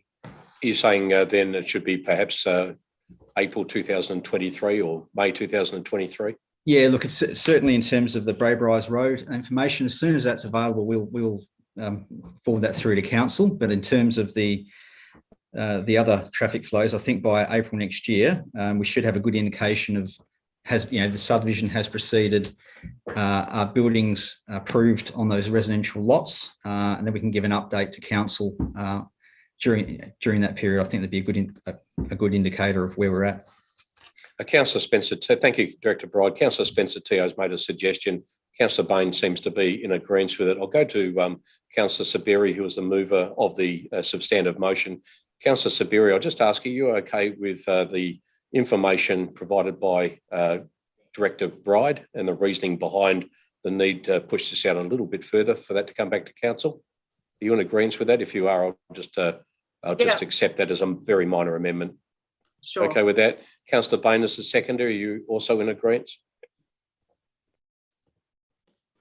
Yes, Mr. Mayor. So as Director Bryde put forward, the city will give us the traffic count data and its interpretation of it after the partial closure works have completed, and then after some subdivision works have also being completed, that will be appreciated by council. Thank you. Terrific. That's on the record. Thank you very much. Councillor Spencer-Teo, thank you for the suggestion that's been adopted. Have you got anything further you'd like to add? Yeah, just one other question. Other than staff time costs, will there be any other additional costs by supporting these amendments to ratepayers? Director Bright? Through Mr Mayor, obviously, as we've pointed out in our modification relating to the foreshore management plan, the city's view is that the applicant should pay for those works. The cost of the dual use path, the car park, undertaking weeding, revegetation, a whole range of works needs to be funded, and that's why we've asked for that, or suggested to council to request a modification requiring a foreshore management plan. So that's probably the main costs which we, the city, believe should be met by the applicant. Mm-hmm. Other than that, really, now that we've completed our assessment of this structure plan and amendment, there's very little staff time or costs that would come forward from there on. Okay, thank you. Thank you. Councillor Holland, I think you wanted to ask a question or speak? Yeah, first of all, I did want to ask a couple of questions. On number 2B, I gather that's just to encourage residents. It's not going to mandate residents use endemic or native species, is it? That's correct. Yeah, it's only to encourage those residents because they're in a local biodiversity corridor. So the idea behind that is that a suggested plant palette be prepared and those landowners are encouraged, but certainly we wouldn't be enforcing that. There's no ability to do that. The next question is actually number 5. I actually can't see what is the point of number 5 of doing a traffic flow? What is the point? It's the horse is bolted. I can't see any point in doing it. This tonight means that we approve it. It's going to start. Whether the traffic flow is there or not, I just don't see the point in undertaking a measurement. The other question is, like you mentioned just before, Mr. Bride, to go back to council by, what is it, August or whatever it was next year? April, thank you, Mr. Mayor, next year. I can't see that we're going to have any results whatsoever by then. Part of the development might have started, but you might not have sold any lots. If you notice the building delays now are not months, they're years. I just can't see the point in number 5, especially putting a time frame of 12 months. Mr. Bright, can I just ask, what we're going to achieve from that? Can I just ask you to address the two questions posed by Councillor Holland, both in relation to point 5? Okay, yeah. So the first one in terms of the reason for number 5, I guess through the public submission process, there was a number of residents that were concerned about local traffic impacts of this development. In combination to the works that's due to occur, as Councillor Bain identified, undertaken by Main Roads at the intersection of Braverize and Leach Highway. By having these results of the post works on Braverize Road and also the post works from this development, we can then look at the local road network and assess whether council, obviously the developer, we don't believe the developer needs to pay for any modifications to the wider road network, but having a look at those results, then we can then have a look at whether there is a need in the area to look at any traffic calming or any other improvements to the road network. So that's I understand that would be the purpose of it. We would normally take traffic counts post these sort of works anyway. So from our perspective, very minimal cost, and it's something we can definitely take back to council. In terms of the 12 months, you're right. Whether I think at that stage we'll have a better indication of when of how the development is progressing, and then we'll be able to provide council with a more realistic update of when we expect to be able to do that work. So yeah, I'm comfortable with 12 months doing a report back to council just to give a status update on where that's at. Thank you. Councillor Holland. Director Bride, what this motion means is that you must come back with the results of a traffic study, not the status on whether we can start a traffic study. It's because the motion says you must come back with the results.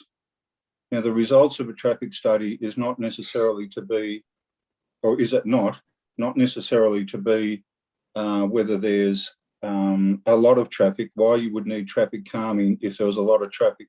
That should have been sorted out pre-approval. Traffic calming is mainly for speed, not for the amount of traffic. Councillor Holland, might be easier to propose might be easier for you to propose a amendment if that's what your intent is. I mean, you're obviously in speaking not against the matter, but you've got some issues with the wording of that there. Is there some other intent you'd like from it? Would you like to see the words a status report, or would you like to hear from the director?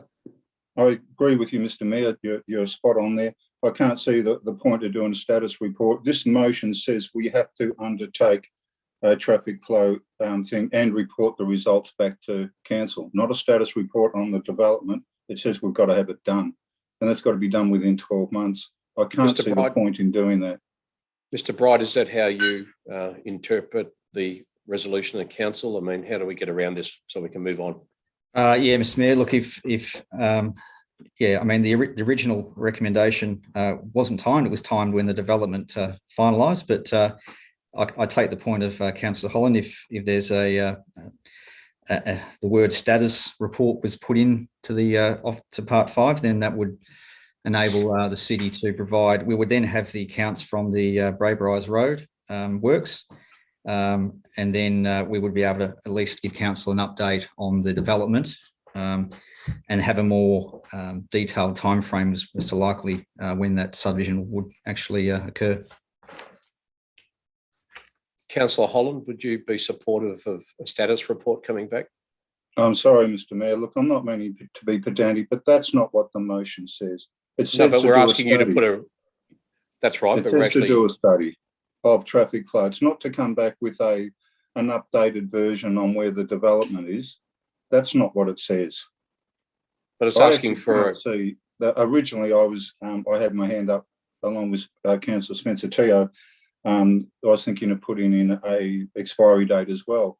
But actually, I can't see why, as long as we get a guarantee by administration tonight, that they will come back at the earliest possible convenience to give a proper report on traffic study. Therefore, you do not need a timeframe, because I can't see how you can put a timeframe in here. It won't work. The wording of this will not work. It says a traffic flow, and that's all there is to it, not a status of the development. So we've got to do it. The development might be stalled completely for whatever reason, like the niche development in Willerton was for a while. It might be stalled, but we've still got to, the motion says we've got to come back with a result of the traffic flow by, by April next year. We might not have even had it done because it's not required. There was nothing there. Let's try to move this along if we can. We need to get it right, but we'd like to move it along. Councillor Bain, you created this mess. Have you got it? Can you please provide your advice just in relation to your amendment? You've obviously heard Councillor Holland. I'll come back to Director Bright in a moment, but Councillor Bain, is there something we can salvage out of this too? I'm happy, Mr. Mayor, to go back to the original amendment. If that's if Councillor Holland has given me the thumbs up, I'm happy to go back to that. That's what I agreed with the city. They were comfortable with that. I was comfortable with that. Effectively, just going to one of the comments made by Councillor Holland, the intention of the most recent traffic count undertaking is because the traffic impact assessment done by the applicant didn't take into consideration the closure of Braybriars Road and, the partial closure of Braybriars Road and Lech Highway. So that could potentially, by removing one of the exit points onto Lech Highway, significantly impact the local road network. So hence why we want the study done. So you're saying that at the moment, just remove the date off it? Is that what you're saying? Yes, I'm happy with that. I think leaving it like that is probably the best way forward, I think. It's on the public record. We've heard the discussion on it. We know what the intent is. I think the directors and the administration are crystal clear on what the intent of council is. Councillor Sabiri, due to the comments that have been made, it seems pertinent to just remove that date that was put in there. Sorry to throw you under the bus, Councillor Bain, but we think it might be easier just to remove that. Director Bright, in relation to removing the date and leaving it as it was, as agreed earlier with the executive, are you comfortable that you'll be able to still follow council's direction on that without having a finished date on it? Yeah, Mr. Mayor, we obviously were happy with that originally, and we'll definitely commit to updating council as soon as that information is available. We will definitely circulate that to all elected members. Terrific. Okay. Look, I'll just speak very quickly in favour of the recommendation. Thank you to both Councillor Bain and Councillor Sabiri for speaking also to it. It's an important piece of work. I think, if the Catholic Church is actually listening to the Christian Brothers this evening, my advice to them, and I've no right to provide any advice to them, would be that surely those lots would be far easier to sell if that area that they are planning to gift to us was remediated to a point that it complements what they wish to do. And that just makes common sense to me. It's unbudgeted. We don't have the money available right now to do the work that they are requesting of us. We would happily maintain that work, but I agree there has to be some outcome to a quid pro quo arrangement like this. And I would like to see the Christian Brothers, the Catholic Church, step forward and do what they should do. As Councillor Sabiri rightly pointed out, it was under their watch that that whole area has degraded over half a century or more. And that has happened under their watch, rightly or wrongly. And I would really like to see them invest in that and really give something of great meaning to the City of Canning, to the residents and the community that has supported them so greatly over the last half century or more. I'd really like to see them to do that. And then the City of Canning would, I'm sure, carry on the maintenance of that area. But I think I agree wholeheartedly with the arguments put by Councillor Bain and also by Councillor Sabiri, and also congratulate the officers for making, some really brave assessments and some comments in there that I think are really candid. And I think so. I thank them for that. Is anyone else to wish to speak either for or against before the matter is put to the vote? Councillor Lindsay Holland. Thank you, Mr. Mayor. Yeah, I'll speak for it. First of all, I'll say I was just disappointed just to hear then, maybe I missed it before, that there was not a comprehensive study brought into, I think Councillor Bain said they overlooked the closure of Brave Rice Road. I'm sorry, Mr. Mayor, I don't agree with the quid pro quo. I'm voting this. I think it's quite a reasonable motion, and it's going to help the community. So I think that's where I'll put that at. Thank you. Thank you, Mr. Mayor. Thank you. There's no one spoken against it, Councillor Sabiri. I know you'd love the opportunity to speak again, but no one has spoken against it, so there's nothing at this point to rebut. Councillors, unless there's anybody wishing to speak against it, and I feel that there is not, we'll put the matter to the vote. Councillors, would you please vote on this matter?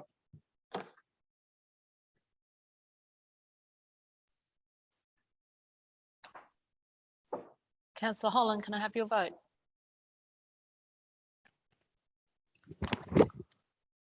I don't know why I can't see this. Why am I disappearing? There I am. There you go. Okay, Mr. Mayor, I have a unanimous vote with all 11 in favour. Thank you. I'm like a hologram of myself here. I'm not sure what's going on. But anyway, we got through it. Thank you very much, councillors, for your unanimous vote on that. I look forward to that coming back to council at some stage. We have the next item is item 13.4 on tonight's agenda. It's from the Directorate of Mr. Dion Johnson, the Acting Director of Canning Environment.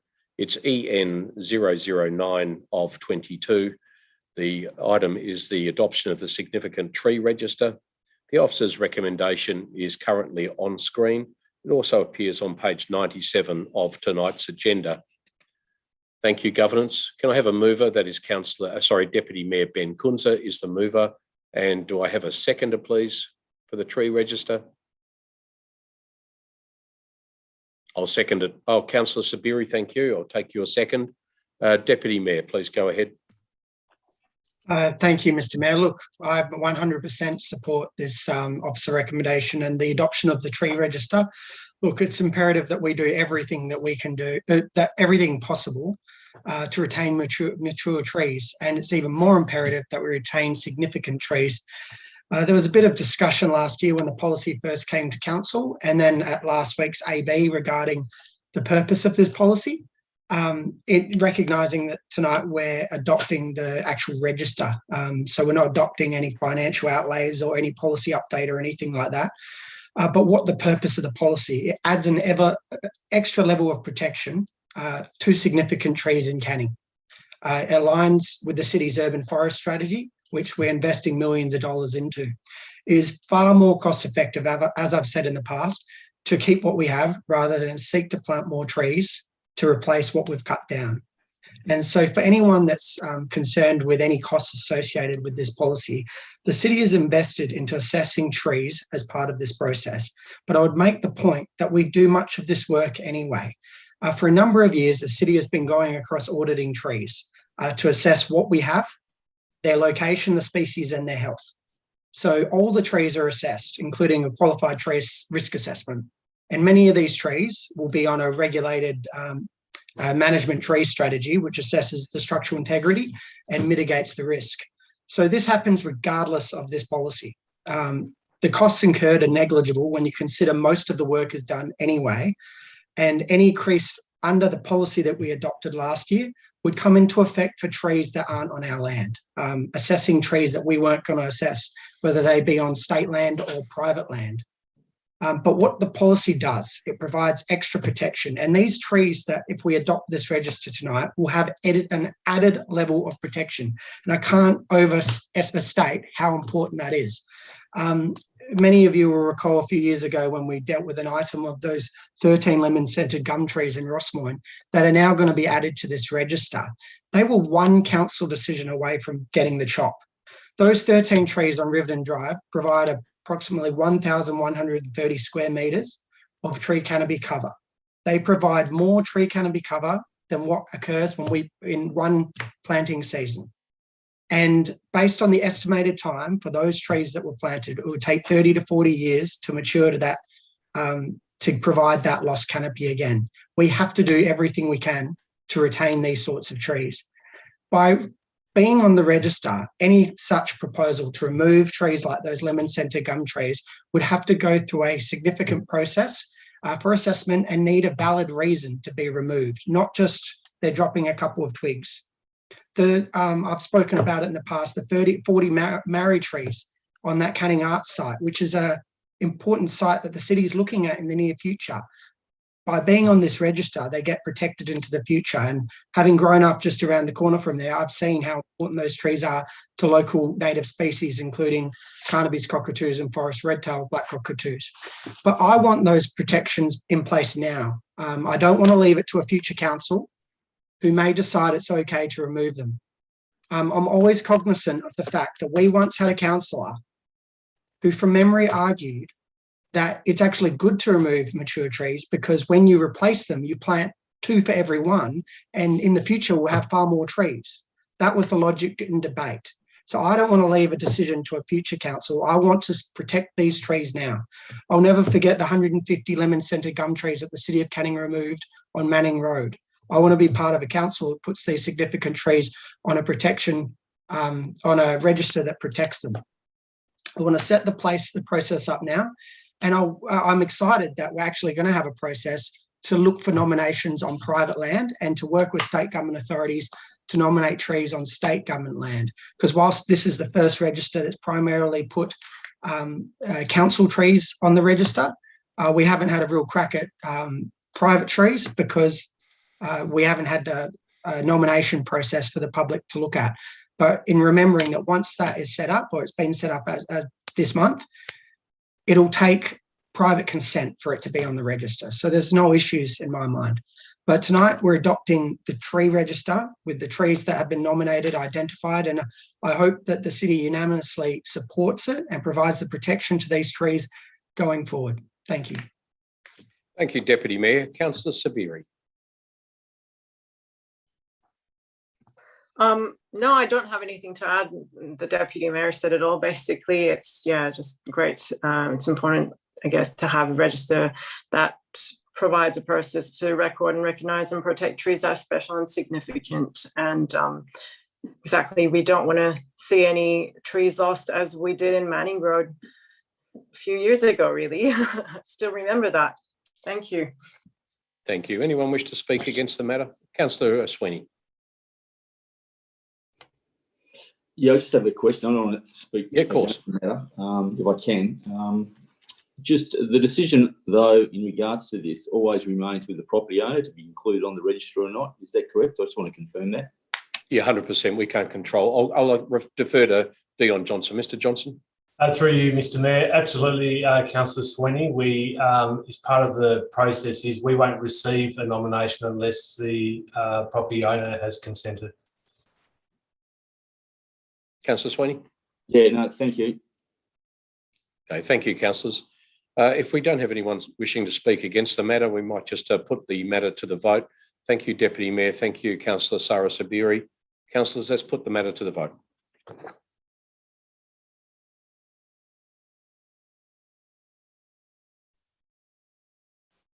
Well, thank you, Mr. Mayor. I have a unanimous vote with all 11 in favour.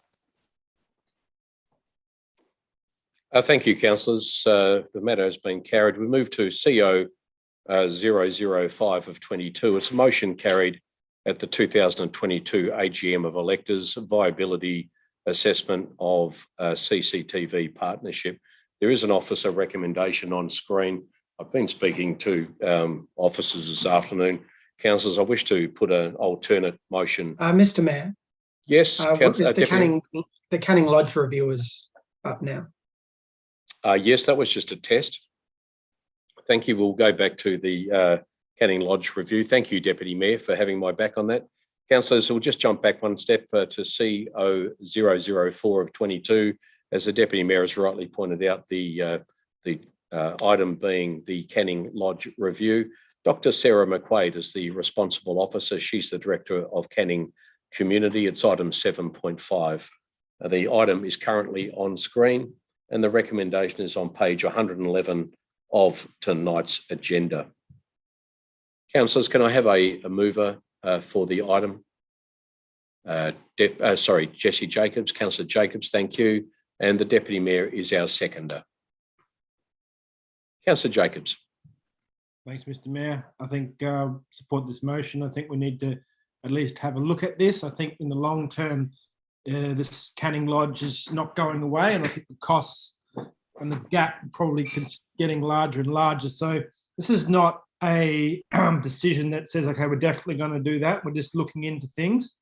EOI, expression of interest process.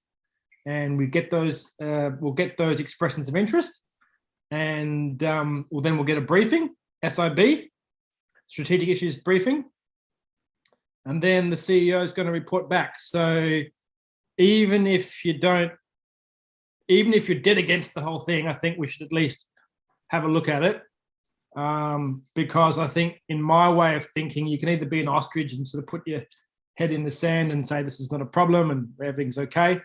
But I mean, strategically, I think in the last 5-6 years, we have been migrating from a place where we were a lot more active in this space and becoming less active. And no, that's not any reflection on council, but I think that simply notes that the federal funding and the higher levels have become a lot more complex during our time in aged care.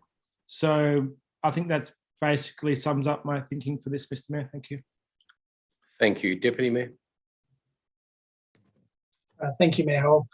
Look, I recognise this would be an emotional or sensitive issue for some, but we as a council and an organisation need to make a decision that's in the best interests of the residents of Canning Lodge, the staff, as well as the ratepayers of the City of Canning.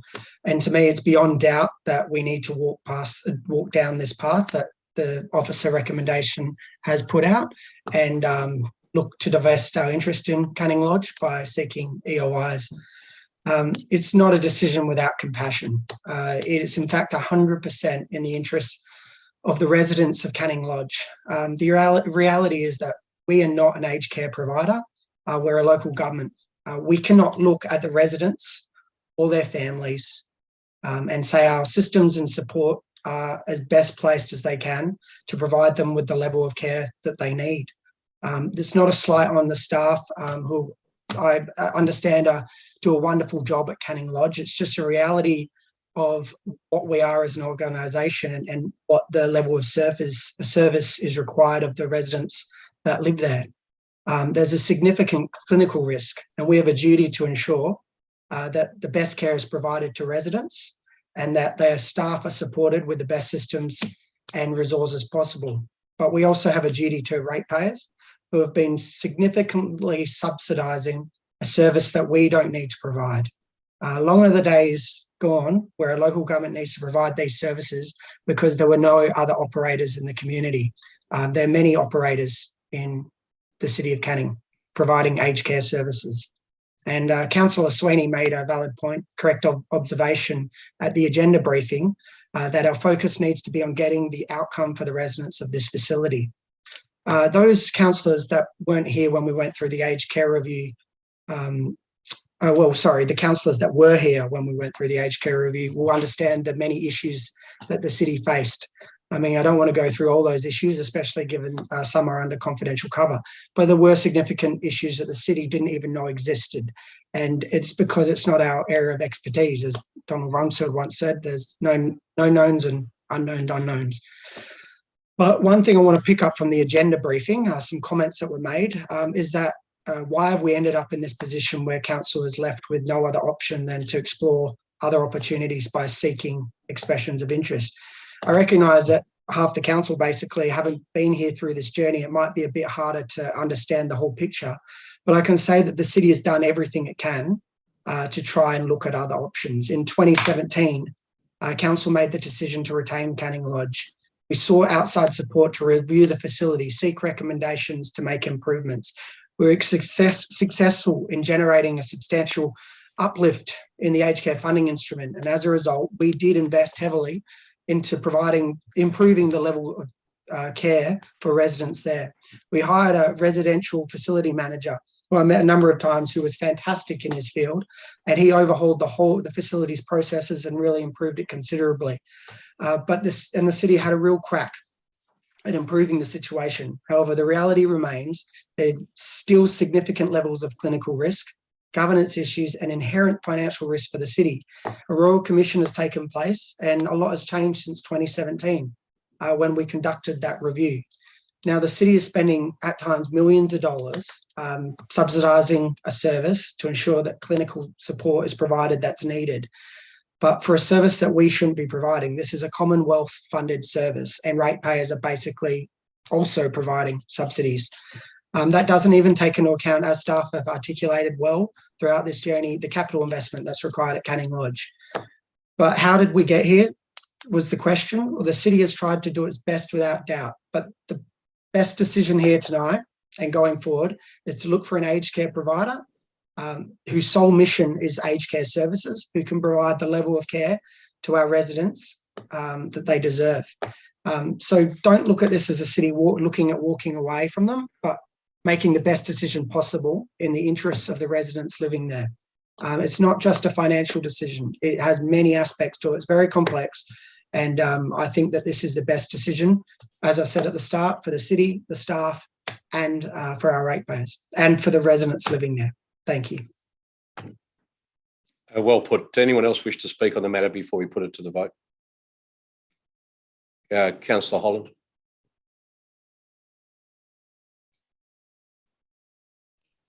Yes, Mr. Mayor, I think it is quite appropriate for me to speak now. I will speak in favour of the motion. You're saying, well, why do that if no one's going to go against? But I think it's appropriate that I put my views on the record, as I've been one of the staunch people believing in the City of Canning's soul, and part of the City of Canning's soul was the way we treated our elderly. I agree with what a lot of Councillor Kunza says. We have got an endemic clinical risk here.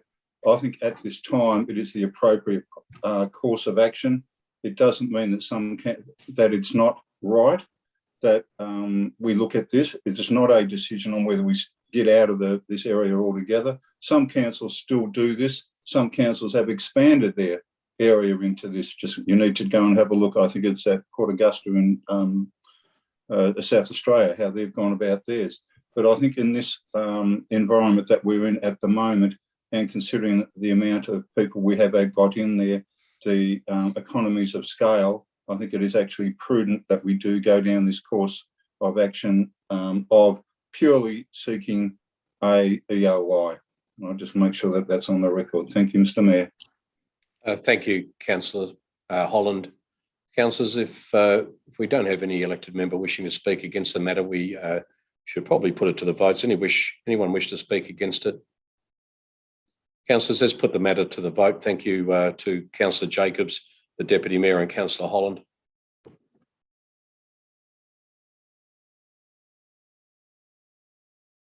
Thank you, councillors. I'll call the vote. The vote is unanimous.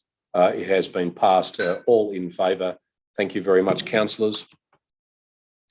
We will now move to CO 005 of 22, motion carried at the 2022 AGM of electors of viability assessment of CCTV partnership. The officer's recommendation is on screen, but councillors, I don't propose to ask for a mover or a seconder. I do propose an alternate motion to the officer's recommendation. It's very simple, councillors. It's on a screen right now. Essentially, it's to defer the matter for 2 months, but it's not putting a procedural motion. I'll explain why. Councillors, I'll just read through it. It is on the screen. The council does not support the motion to implement a standalone CCTV partnership program with an allocation of 1% of the city's total operating budget. That's identical to the officer's recommendation that was before you previously. Instead, supports the modification of the city's existing security incentive scheme that is identical to what was in the officer's recommendation. By A, reviewing the terms and conditions, including the subsidy rates provided for all eligibility security items. That is identical to the wording of the current recommendation. The change being 3, the council resolves to adjourn the item to the June 2022 ordinary council meeting to allow for alternate funding sources to be explored. And if I have a seconder for it, if I do, I will speak to the motion. I'll just ask governance to remove that from the screen so I can see the councillors. Councillor Hardeep Singh, have I got you there? It's just a question. Can I ask? I mean, does Yes. the procedure allow me? Or so in your You can ask motion, your question. Mr. Mayor, basically you're deferring the motion, but at the same time you're accepting what officer has recommended. You have just added a point. So just to understand what you're proposing is you're accepting the officer recommendation to reject the original motion, instead do something else, which the officers are recommending. And that something else, we are deferring it for another 2 months to make it better. It has different intent. Yeah, Councillor Singh, almost to a point, not accepting the recommendations, an alternate recommendation, because it's materially different. The original recommendation gave an $80,000 sum, which was being committed by council tonight if they made a decision. I'm hoping that will change significantly. It also provided for some detail in relation to a cap of $500 on rebates. So it's just taken the all of the detail out of it and just asked for council to look at this in 2 months' time. And again, so it is materially different to the officer's recommendation. It's not accepting the council's recommendation. It's actually materially different to that. It's an alternate motion. But we are definitely rejecting what was passed at AGM. Just clarifying it because I'm not able to understand that part. That's right. Yes. That was always the case. That was the officer's recommendation, was to reject that, but that was rejecting it from the point of view that it asked for 1% of the total operating budget. So just a suggestion, can we just not defer the whole thing and have a debate on it in 2 months' time when all the information is available, rather than making a partial decision of rejecting something and then getting more information on another part without really having a debate on each and everything? Just a suggestion. Well, what we would need to do is actually, I've moved the motion. If we have a seconder, I'll speak to that. You can then put a procedural motion if you wanted to. If this is defeated, if I have no seconder for this, we'll go back to the officer's recommendation, but that would mean that we would be voting tonight or deferring whether or not to commit $80,000 to it and put all of those things would be, just to answer your question, all of those things would be considered as part of A, which is reviewing the terms and conditions. So stripping out that unnecessary detail at this stage, it provides 2 months for the city to come back having reviewed the terms and conditions with perhaps a different intent. Mr. Mayor, can an amendment be proposed to your alternative motion once it's seconded? Yes, you can always amend any substantive motion, absolutely. So if there's a second for it, it can always be, okay. I'll second it. Okay, so I've put the alternate motion, Council. It's been seconded by Councillor Hardeep Singh. I'll speak to it and then we will move to debate. Councillor Holland. Sorry, Mr. Mayor, to interrupt you, but while you're speaking to it, would it be okay if you had that motion back on screen? We only saw it for a glimpse. Would it be okay if you had that up while you were speaking, if that's all right? No problem at all. Governance, can I just ask that the alternate motion be put on the screen? Thank you. We have it on screen. That's the only material change is really that rather than propose a procedural motion, which would have brought back, I'm speaking to them, to the amendment, to the alternate motion now, councillors. If I'd proposed a procedural motion, which often happens in this chamber, what would happen would be the exact same motion would come back to council in its entirety in 2 months' time. And I think that what we need is a different intent, an opportunity to find a slightly different outcome. And that would occur by bringing the matter back in 2 months' time, but also by just deleting that unnecessary detail, which really was binding council to $80,000 and also to a $500 rebate. I believe after questioning last week at the AB that the city has not been able to go down the road of seeking some sort of funding source from either the state government or the WA Police, which I think essentially is the state government. I fully believe that if the city entered us into seeking other sources of income, we won't have to, councillors, look at adjusting our levy, our security incentive scheme. We won't need to look at ratepayers to totally fund this. There's opportunities to find alternate funding sources. I had a meeting today with the member for Riverton, Dr. Jaggs. I have a meeting scheduled with the member for Cannington, Mr. Johnson. I have been in contact with senior police today, and I'm very hopeful that given the time, just 8 weeks' time to defer this matter, we will have at least an opportunity to have explored other opportunities for alternate funding sources. And that's all we're proposing at the moment, is to bring the matter forward back in 2 months' time.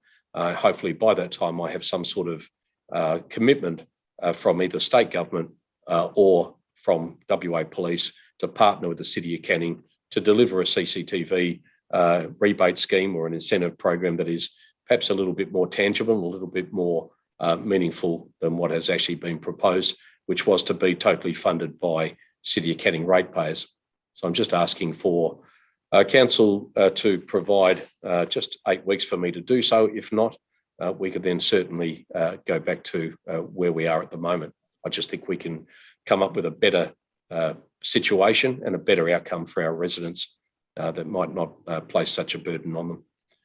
That's all I have to say on that matter. Councillor Sweeney, you had a question, then the Deputy Mayor had a question, and obviously Councillor Singh will then wish to consider his options. Councillor Sweeney. Yes, thank you. I, similar to you, had a procedural motion that I was going to look at deferring this as well for 2 months so that we could have a SIB on it. And one of the items that I did identify, like you, was the costing of it. But also, I think councillors need to have input in the terms and conditions, and we need to workshop this and we need to discuss this. It's just so that I am clear, is that going to be part of your procedural motion as well? Because that, I think, is very, very important, because as it currently stands at the moment, the terms and conditions are far too restrictive to a lot of our ratepayers. And I think that needs to be thoroughly discussed. I don't have any issue with that. I mean, if council's will was to amend the alternate motion to include SIB to be held for the information of councillors prior to it coming back to council, I've got no issue with that. I think that might be a good outcome. So we can certainly look at that, Councillor Sweeney, no problem at all. Deputy Mayor.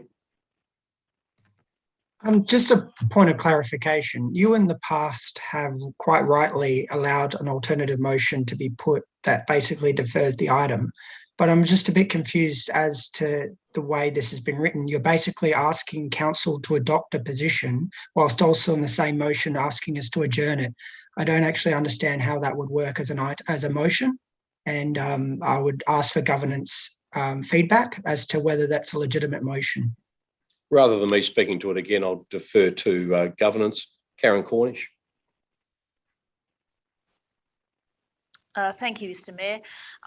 The way I understand it, with the Mayor's intent that we are dealing with a motion carried at the AGM of electors, and we are required to consider that motion under the Local Government Act. So supporting or not supporting that motion from the electors meeting is important. So therefore I support that part 1 should be included, that resolves whether you do or don't support what occurred at the electors meeting. The Mayor does intend to substantially change the officer's recommendation by not looking at taking out money from the budget to review the terms and conditions, etc., and instead look for some alternate way of funding that. So that's a fairly significant difference in what was proposed by the officers. As he said, if he was to do this as a procedural motion, he would have no real option to specify about alternate funding options. He would defer it, and it would have to come back as the exact same motion. So by putting up as an alternate with a different intent, come later on, once you've had your SIB or and he has had his respective meetings, it may be quite a different officer recommendation that comes back to the next meeting. Can I just seek clarification again? My understanding is the city completed its obligations under the Local Government Act with the item at the March meeting in reference to this item. It then sought a subsequent report, and this report has now been provided. So I personally have different points of view on 1, 2, and 3, and I don't understand how we can defer the item whilst also accepting a position on it. Governance. Thank you, Mayor.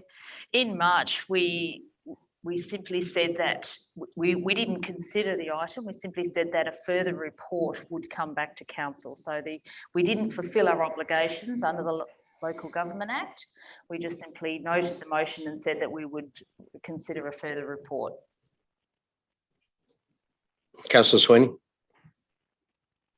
Yeah, thank you, Mr. Mayor. Then I guess, just listening to what's going on at the moment, wouldn't it be more prudent then to defer this item in its entirety for a couple of months so that we can have a SIB on it and to discuss the relevant terms and conditions and the financing and then bring it back? Wouldn't that be a better proposal at this stage? So just given what governance has said, we've got an obligation under the Act to actually deal with the matter from the AGM. And as governance rightly pointed out, at the moment, the opinion is that we haven't rightly dealt with this. If we defer the matter for another couple of months, I think we would then, and I'll ask governance to confirm, we would then be in breach of our obligation to actually do so. I think what I'm asking tonight, rather than going out on my own, seeking alternate sources of income, Craig, I'm just asking, basically seeking council's endorsement to allow me to actually do so. And so I'm just rather would do that with council's permission or authority through the resolution so that I can meet with these people and look at perhaps changing the intent of the motion. Governance, I'll just ask in relation to the first matter raised by Councillor Sweeney, though, is that going on your previous response to the Deputy Mayor, is that also the opinion? I think my assessment was right in relation to our obligation, if we were to defer it totally tonight. Through you, Mr. Mayor, yes, I do agree that deferring it yet again would not complete our obligations, considering that our electors meeting was held a couple of months ago. Under the Act, we are meant to deal with those matters at the next available meeting. And all we did there was just simply say we noted it and that a further report would come back in the following month. And here we are now. So to turn around and then defer considering any of that, again, would be delaying that, and that's probably not appropriate. I think we just need to deal with it tonight if we can. I'm happy to take amendments. And obviously, Craig, if you're of the opinion that you'd like to see a SID, there's no issue with actually attaching that to that recommendation. Councillor Amanda Spencer-Teo. Thank you, Mr. Mayor. I note that the officer's recommendation is heavily modelled on the Town of Victoria Parks scheme. Do they receive external funding? They have a partnership with WA Police. Deputy Mayor questioned that earlier. I'm not absolutely certain whether or not there's funding for that. I'm assured by just today meeting with Dr. Jags that there is some funding available. We're hoping to have an answer within 2 weeks about how that will be made available. In 2021 in August, the state government announced a rebate scheme of, I think, $14 million, which was pitched at that time towards mostly older residents, and that was fully subscribed in a fairly short time.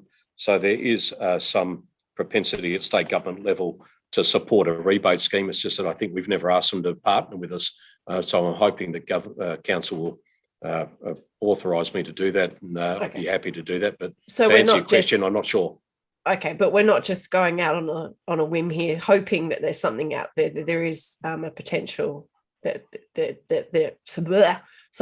is something there already. Is that correct? The scheme at Victoria Park was actually partnered with WA Police. That's what I know. Yeah. Not sure whether that's a financial partnership or an in-kind or whether it's around data, but that's the only one that you've raised. I'm not sure of others. My belief would be that there's a real opportunity to partner with WA Police and obviously state government. We're all working towards preventing crime and improving community safety. So my second question, sorry to cut you off. That's right. I just want to get it out before I forget it. My second question is, how is this going to affect the budget process? Obviously, if this is going to be deferred in June and we're doing OPEX workshops over the next few days, how's this going to affect that? I'll ask the CEO to come online and answer that. I had a conversation with him obviously earlier today. It's only a small amount of money we're looking at anyway, the $80,000. We would be looking at deliberating over this before obviously our budget is delivered and about the same time or after the state governments. Stephen Kane, CEO. Thank you, Mr. Mayor. Yes, and as distributed to councillors today, we have modelled both elements, the draft security levy for next financial year and a draft security levy with an additional component for CCTV. That will be presented at Thursday night's workshop. Thereafter, if there is additional information provided in the state budget in May on funding sources, or the Mayor obtains additional information, all of that can be reported back to the June meeting. The final setting of a CCT levy then can be resolved as is intended at the special council meeting to be held on 28th of June. So, Councillor Spencer-Teo, it will have this decision would have no impact on the budget timeline. Thank you. Anything further, Councillor Spencer-Teo? No, thank you. I'll come to you in a moment, Councillor Holland. I'll come to Councillor Singh. Councillor Singh. Thank you, Mr. Mayor. First question to the governance. Karen mentioned that under the Act, we are required to deal with the item or motion passed at AGM at the next OCM, which was last meeting, and we have already deferred this item by saying a report is needed. So if we defer this item today, we are not breaching any further the Act we have already breached in the last OCM. So first, I would like to confirm with the government, is that right? Mr. Mayor, if I could just jump in there on a governance perspective. Yes, CEO. Thank you. Section 5.33(1) of the Act simply requires all decisions made at an electors meeting are to be considered at the next ordinary council meeting. That degree of consideration is then simply to receive a report. I'm going to disagree slightly with the advice provided earlier. It does not require a decision to have been made, but simply the matter was considered. In this particular case, the council considered it, received a report and resolved that it would receive a further report, so that council has already met its obligations in considering the matter.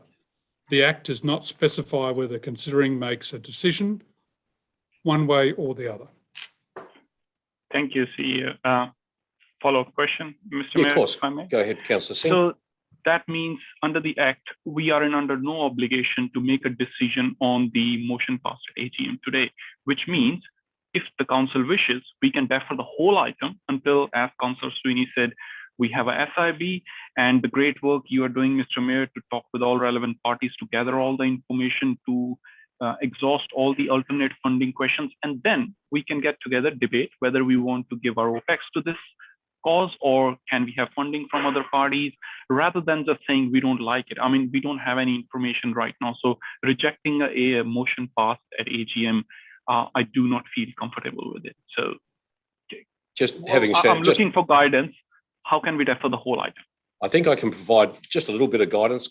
Councillor Sweeney's suggestion was a good one in regards to the SIB. If you were to defer this right now as it stands, so this is at the moment the substantive motion.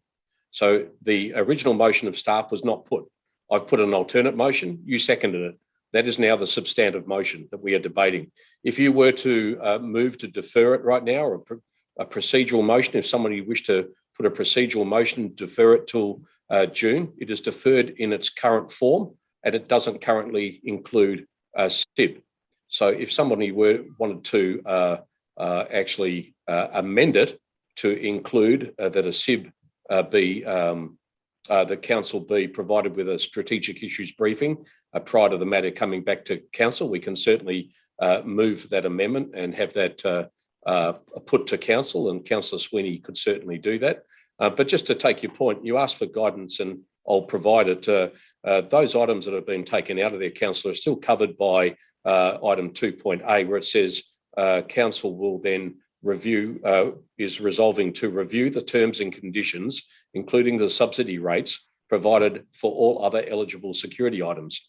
So council will be provided with a report in June if this is adopted by council, and that will actually provide some flexibility depending on what feedback what I get from state government and WA Police, what answers I receive from them, if any, and then either the same information will come back and will be re-included in a recommendation to council, or a better solution will come back to council, which will be better for our ratepayers. So I don't necessarily agree with what you're saying, because I think all of that can be achieved just by perhaps going with this and putting an amendment to actually hold a SIB.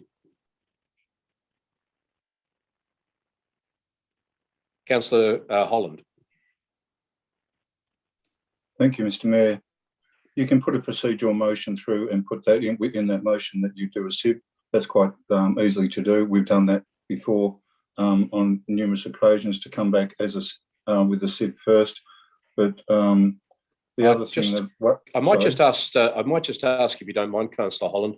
I might just ask governance in relation to that, because a procedural motion is governed by the standing orders, and the procedural motion is one of only 4 items. You can either defer the matter. I'll ask governance whether or not other things can be added to a procedural motion. I thought a procedural motion was set in stone. There are only a certain number of things that can be proposed by council in a procedural motion. Ms. Cornish? Thank you, Mr. Mayor. Yes, the procedural motion you are looking at, council is looking at considering, was a 10.5 debate to be adjourned, and a motion that the debate on the motion be adjourned is just to state where in a future meeting this debate is to be adjourned. So it's not, you shouldn't add to that motion. You're simply stating where you're going to continue the debate on this item. So the exact same officer or alternate motion comes back at that adjourned meeting, and we just pick up debate where we left off. So we're not able to amend or commence debate with a different recommendation. We simply stop debate now and we pick it back up at the adjourned meeting. But what you can do, Councillor Holland, is to propose an amendment now, and that amendment would be if you wanted to include a SIB. And if that amendment then became part of this substantive motion, then it's open to anyone then to defer the matter. And if they wish to do so, it would come back and already have a requirement in it for a SIB. Councillor Holland? Mr. Mayor, thank you very much for that. That's quite fine. I will, at the moment, I've got going along, just actually a question at the moment, going along further to what the Deputy Mayor brought up before. I was wondering if I could have further explanation I know governance brought up about the difference between a deferral and the difference between an amendment and all this. But on number 1, it says does not support the motion. Number 3, we says to adjourn the item. You've got a contradiction. You cannot do it. If you want to reword it, Mr. Mayor, as far as I'm concerned, that can't be done. It cannot be done. You cannot vote on it and then the next thing say adjourn it. Adjourn the item. You said the whole item. They're two completely separate matters. The matter in relation to one is It doesn't matter, Mr. Mayor. Sorry, I'm not trying to be argumentative. Far from the point. I'm not even saying that I'm against this. But what I'm saying procedurally, they might be different items. They might be completely different. But you're saying one says to not support and the other one says resolve to adjourn the whole item. No, the read in totality. Item 1 is, it's clear. The title of the report is Motion Carried at the 2022 AGM of Electors Viability Assessment of CCTV Partnership. 1, when you read it in totality, says, does not support the motion to implement a standalone CCT partnership program with an allocation of 1% of the city's total operating budget. Full stop. Yep. So that's what you're voting not to accept. You're voting not to accept a standalone CCTV partnership with an allocation of 1% of the city's total operating budget. 2, you're voting to accept, instead, it says instead, supports the modification of the city's existing security incentive scheme and then et cetera, et cetera. So 1 is quite unequivocal about not doing something, and it then gives an alternative and says, instead, we will do these things. Yeah, but you're voting on something and then coming down to 3, telling you to adjourn the whole item. It doesn't say adjourn number 2A or adjourn 1. It says adjourn the item. You've got a contradiction. Okay, I accept that. Governance, have you got an opinion on that? I think Councillor Holland's reading the part where it says, no. Look, I appreciate the feedback. Reword it.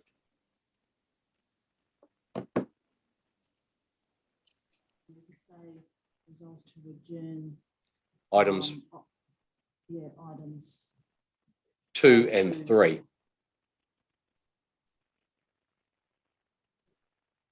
I agree with that. I agree with that, Councillor Holland. Sorry, can we please, Mr. Mayor, can we please have it on the screen so that because I haven't seen this amendment before, I'm still thinking in my head what to propose as an amendment to your alternative motion. So it will be nice to have it on the screen to read it. Yeah, Governors, can I have it on screen, please? Councillor Holland, I accept your feedback. Thank you. I would think, resolves to adjourn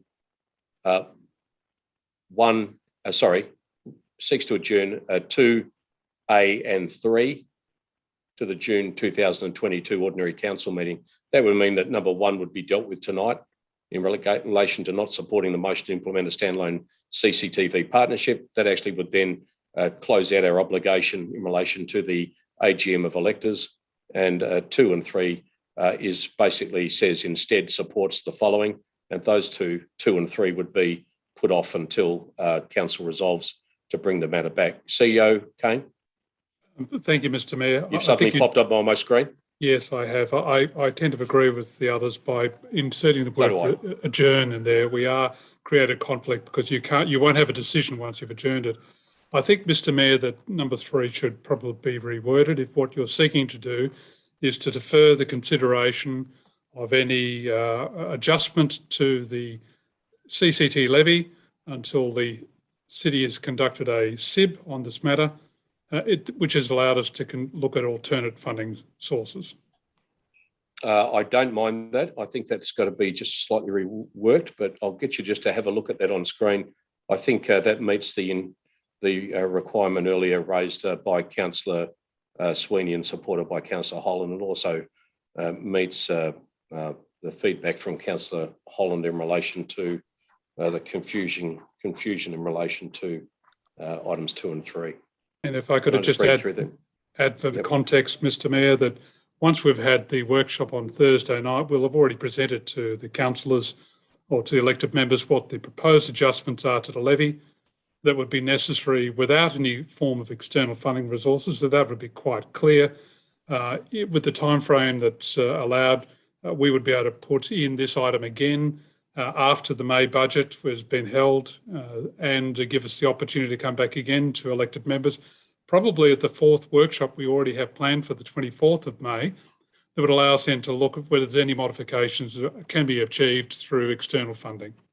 And by then we'll have some sort of idea from state government and WA Police whether or not they will entertain assisting us with the program, and we can either move on from there or put it to bed. Excuse me, Mr. Mayor. Yes, Councillor Director McQuaid.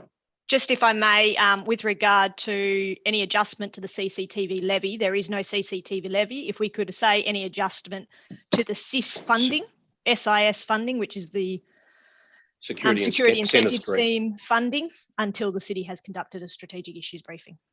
Staff and governance, that'll change from CCTV levy to Security Incentive Scheme. Fund rather than levy. Incentive scheme. Take out CCTV, take out levy. And it should be Security Incentive Scheme Fund. Is that right, Director McQuaid? Yes, that's correct, Mr. Mayor. Sorry, Mr. Mayor, to interrupt, but you need to put a date or an OCM in there. It was in there. It's come out of there. So yeah, we need to put that back in.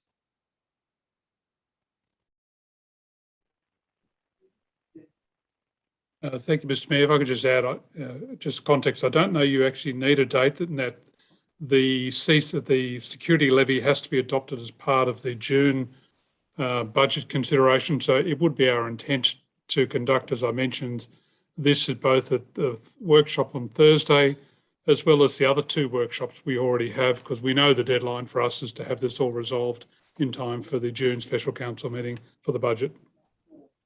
Councillors, I accept that we have an obligation to adopt it by June anyway, so I think it's probably a moot point, but you make a good point, Councillor Holland. If you're okay with that, I would rather it closed, Mr. Mayor. I would rather close it so that it's definite, but I'll bow to that.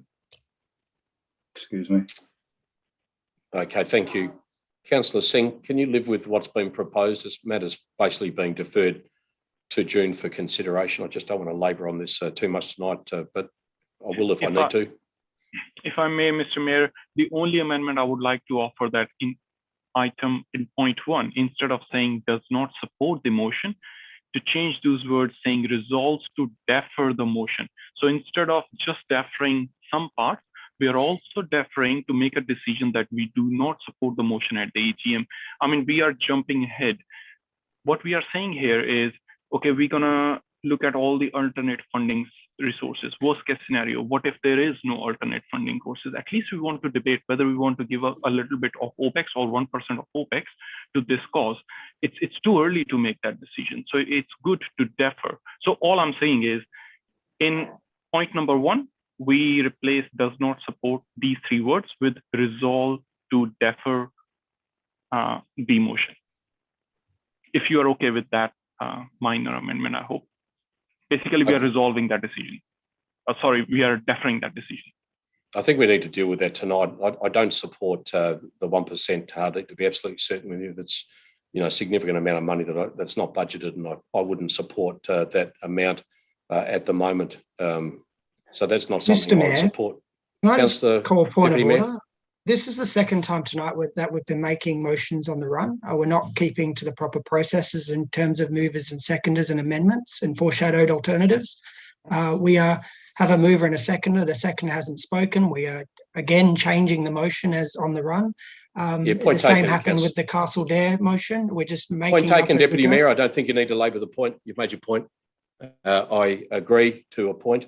Do we have I don't propose to support Councillor Hardeep Singh's proposed amendment. If he has a seconder for it, I will entertain it. Mr. Mayor, can I just make a comment, please? Me too. I can take a question, perhaps not a comment, but certainly a question. Go ahead, Councillor Sweeney. Okay, so I think Councillor Kunz is right, makes a lot of points in terms of the process on how we run our meetings. And I think that I'm confused at the moment because I need some direction perhaps from governance, because my proposal is that we defer the whole lot. And in that time, over the next 2 months, we fix a date for it to come up, say, at the June sittings or the July sittings, and in that time we have a SIB and we discuss the terms and conditions and we discuss the finances, whether that be internal, external, but we discuss the whole lot.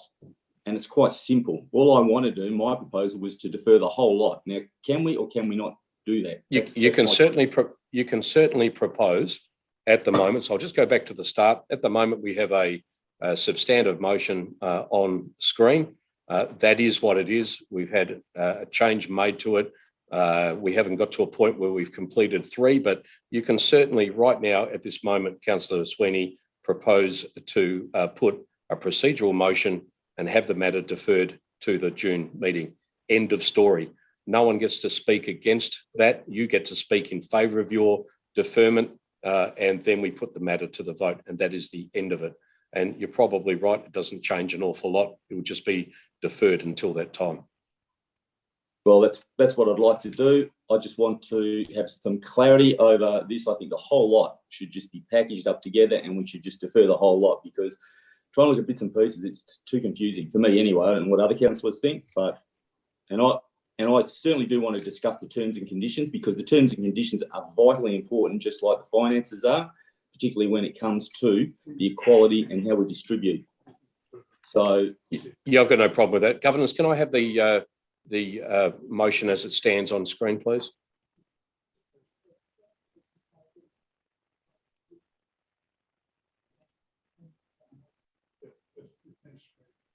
Councillor Singh, you were the seconder for this motion. There's been no material changes to it, really, other than the fact that Councillor Holland has made a suggestion seeking some clarification around dates and timing, which I agree with. If you accept those, I will accept those as a minor amendment. And then Councillor Sweeney is proposing to put a procedural motion under our standing orders to defer the whole thing as it stands through to June 2022. And if you're happy with that, I think I'll ask Councillor Sweeney to put that motion in a moment and we will move on. But Councillor Hardeep Singh, are you able to reach an agreement? Are you happy to accept that minor amendment as it stands? And then we will move to defer the matter if Council resolves to do so, which will include deferring the point 1, which is around not supporting the motion, which is what you raised. Thank you, Mr. Mayor. I'm trying to understand in detail. You're asking me to accept the change in wording to your original alternative motion. Even though I have seconded the alternative motion, I am in not support of, I'm not in favor of it. I was going to speak against it because it does not support the original AGM motion. So before I say I just want to clarify, what am I supporting? I'm just supporting right now. So who's speaking? Councillor Jacobs. Yeah, I can't see your hand up, Councillor Jacobs. Can I just ask, if you don't mind, can I come back to you in just a moment while I've got this thought in my head? I just want to get out. Councillor Singh, you've asked what are you supporting at the moment? So at the moment, you've said you're uncomfortable with point 1 and you'd prefer that to be either changed or deferred. You haven't spoken to the matter yet, so you can certainly speak against it at the next council meeting in June if Councillor Sweeney proposes to adjourn the matter using a procedural motion. So at the moment, if the matter was, if you agreed to those minor amendments and then Councillor Sweeney decided to defer this matter through to June, you can then still put an amendment to it at that meeting. Normal debate ensures you can speak against it and you can amend it immediately and you can change the wording for it if you have support on the night. So nothing changes. We're just putting it off until June. That's okay. Thank you, Mr. Mayor. So yes, those minor amendments to point number 3, they're fine. I'd like to second the amendment of the adjournment, Mr. Mayor. We haven't had it put yet, Councillor Jacobs. You're just jumping a bit in front of us at the moment. Thank you for your support, but we haven't actually put that motion yet. So, Mr. Mayor, could we go back to the screen of everybody for a moment, please? Yep, so okay? So you can see everybody? Yeah. Okay, councillors. Yep. If I may, I've just got a question. You've made an amendment to a motion. You've got a seconder who doesn't support the amendment. And no, we're he going does. to No, sorry, just to hold you up there, he does support the amendment. Councillor Singh just said he supports the amendment on the basis that this will be potentially deferred to June, and then he can speak against it, and he can amend what he would like to amend in part 1 of it in June. So all he's doing is... The procedure I'm not quite clear on. How does this become the substantive motion when all it's done is you're put in that you'd like to make an amendment and someone said, "Oh, I'll second it." How does that become the substantive motion? We haven't voted on it, whether to become the substantive motion. You don't vote on it to become a substantive motion. You vote to actually pass it or not pass it. It's actually an alternate motion, and it's only been put into play for the sake of having open debate. So once it's been put, which in this instance it was put by me, and then it was seconded by another councillor, so it hasn't been voted on yet. Councillor Sweeney is proposing simply to adjourn the whole thing through to June, and then we will debate it. Then we will debate it, amend it, do anything you want with it, and deal with it on that night. It's just the procedure is correct. I understand that, Mr. Mayor, sorry, but what I can't understand and can't agree to is the procedure that we've got two people, doesn't matter who it is, two people have said, "I want to make an amendment to a motion." I haven't had no chance to vote on whether I like the amendment or not. It has become the substantive motion. That's not right. So I've ruled that the amendments were minor amendments, and they were minor amendments. They weren't material to changing the intent. So we have actually accepted those as minor amendments. One of them was in response to feedback from yourself, which I accepted. You wanted more clarity around what would actually happen, and so we've actually inserted that into it. And Councillor Sweeney simply asked whether there could be some consideration of bringing the matter to a SIB before council, which I think is a minor amendment. Certainly doesn't change the intent of the recommendation of the motion. So they were accepted by the mover and the seconder. I agree, Mr. Mayor, with what you just said then. I cannot... I know it's confusing, I'm sorry. ...that this is now a substantive motion when I've had no say whether it is or not. Governance, can I get you just to clarify? Can we just guillotine this and send it off to the next on June and do it? I wish we would. I'm on your side, but we just need to follow procedure. Procedural motion can cut debate. So if Councillor Sweeney says he wants to put a procedural motion, we vote on it and we just send the whole thing to June and we talk about it then. That's what we've always done. Councillor Sweeney, would you like to put a procedural motion to defer this matter to the June ordinary council meeting? Absolutely, Mr. Mayor. I would like to do that. I asked for that 10 minutes, 15 minutes ago, and I think that for the benefit of all, thank you. We get to have a discussion about this, and everyone has a workshop on it, and we put our views across. Let's just defer this for 2 months, have a SID where we can all have our say. I've got a funny feeling that Councillor Jesse Jacobs is the seconder. There he goes on cue. We have a seconder. Thank you, Councillor Sweeney. You've spoken to your proposed procedural motion. Councillors, let's put it to the vote.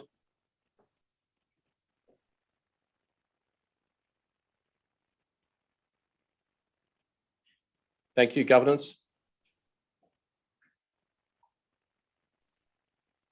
The procedural motion to defer this item to the June ordinary council meeting has been carried unanimously with 11 in favour. Well, that's 45 minutes of my life I'll never get back, but I apologise, councillors. I think I probably confused myself as long as all of you, but we got there in the end, so I appreciate that. Thank you, Councillor Sweeney, for your clarity. It'll come back in June. And we move on to motions of previous notice which had been given, and that is NOM 010 of 2021 at item 14 on tonight's agenda. The title of the NOM being Foregoing of Grant Allocations and Removal of Funding for the Southern Link Road Project in Canning City Centre. And if you think you were confused by the last item, I think we just need to bring you up to date with what has actually happened in relation to this one.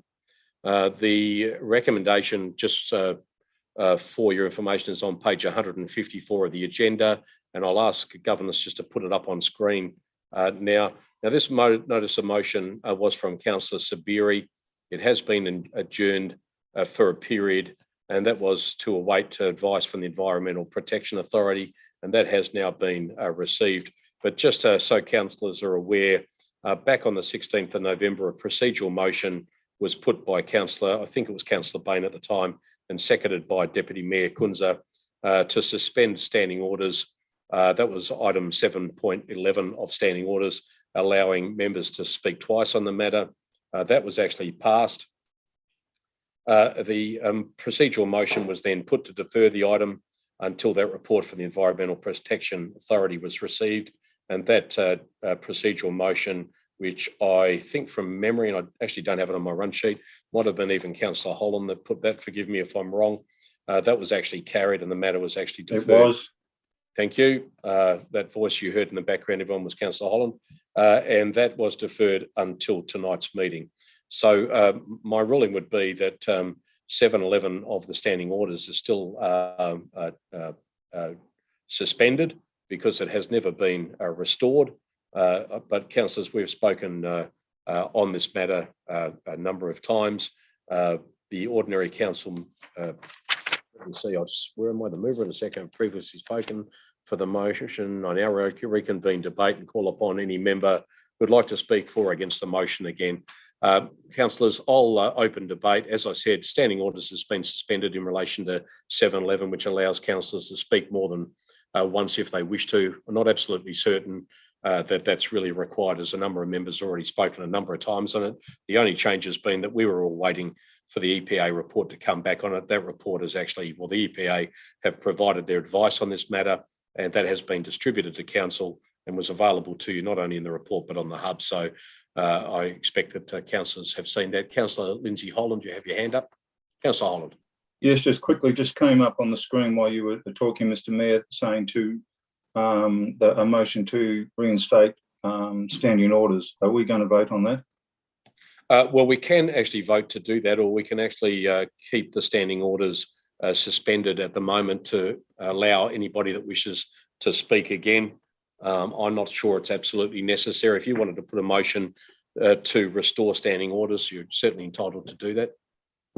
Councillor Holland, what would you like to do? I would like to reinstate standing orders, Mr. Mayor.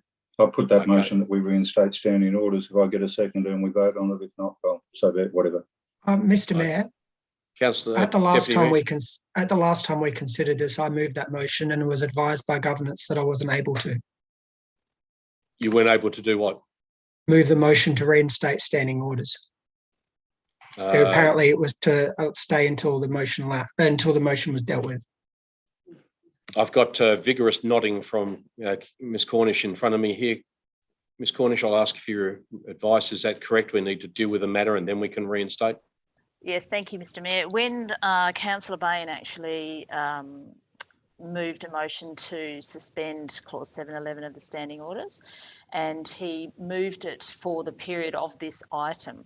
So therefore, debate can continue and the vote can continue, and then this clause of the standing orders will resume when we move on to the next item. So there is no requirement to move a motion to reinstate this clause. We can continue on with debate, and then once this item has been voted upon and completed, we will then automatically move back into full standing orders.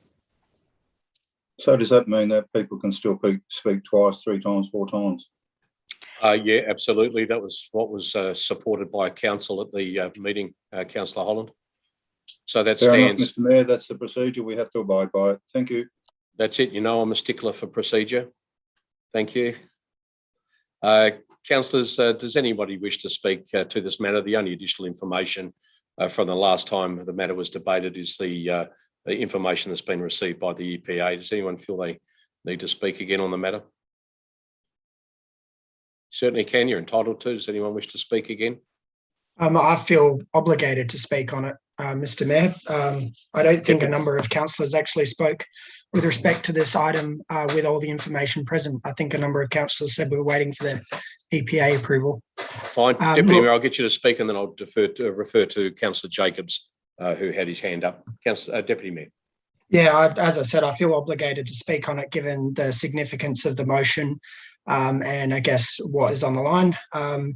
Look, I understand the concerns put forward by members of the community and the councillors that put forward this notice of motion, but I can't support it. I guess we're waiting for EPA approval EPA assessment to come back. It did. They decided not to assess it. There'll be mitigating processes put in place to try to mitigate the environmental impact through the processes set up. But the situation for me is that when I first went down and looked at it, I was just stunned at how much rubbish, weeds and so forth there was in that precinct. I was stunned to learn that regardless of whether this road goes forward or not, that southeastern component will be sold for development regardless as part of the activity centre plan, and that without the road, it would just cause transport complications within the city centre activity plan within that precinct, problems that would not easily be overcome. And if the EPA had provided significant issues with this, then we would probably be having a different conversation. But I am very conscious of the reputational damage that would come across from this.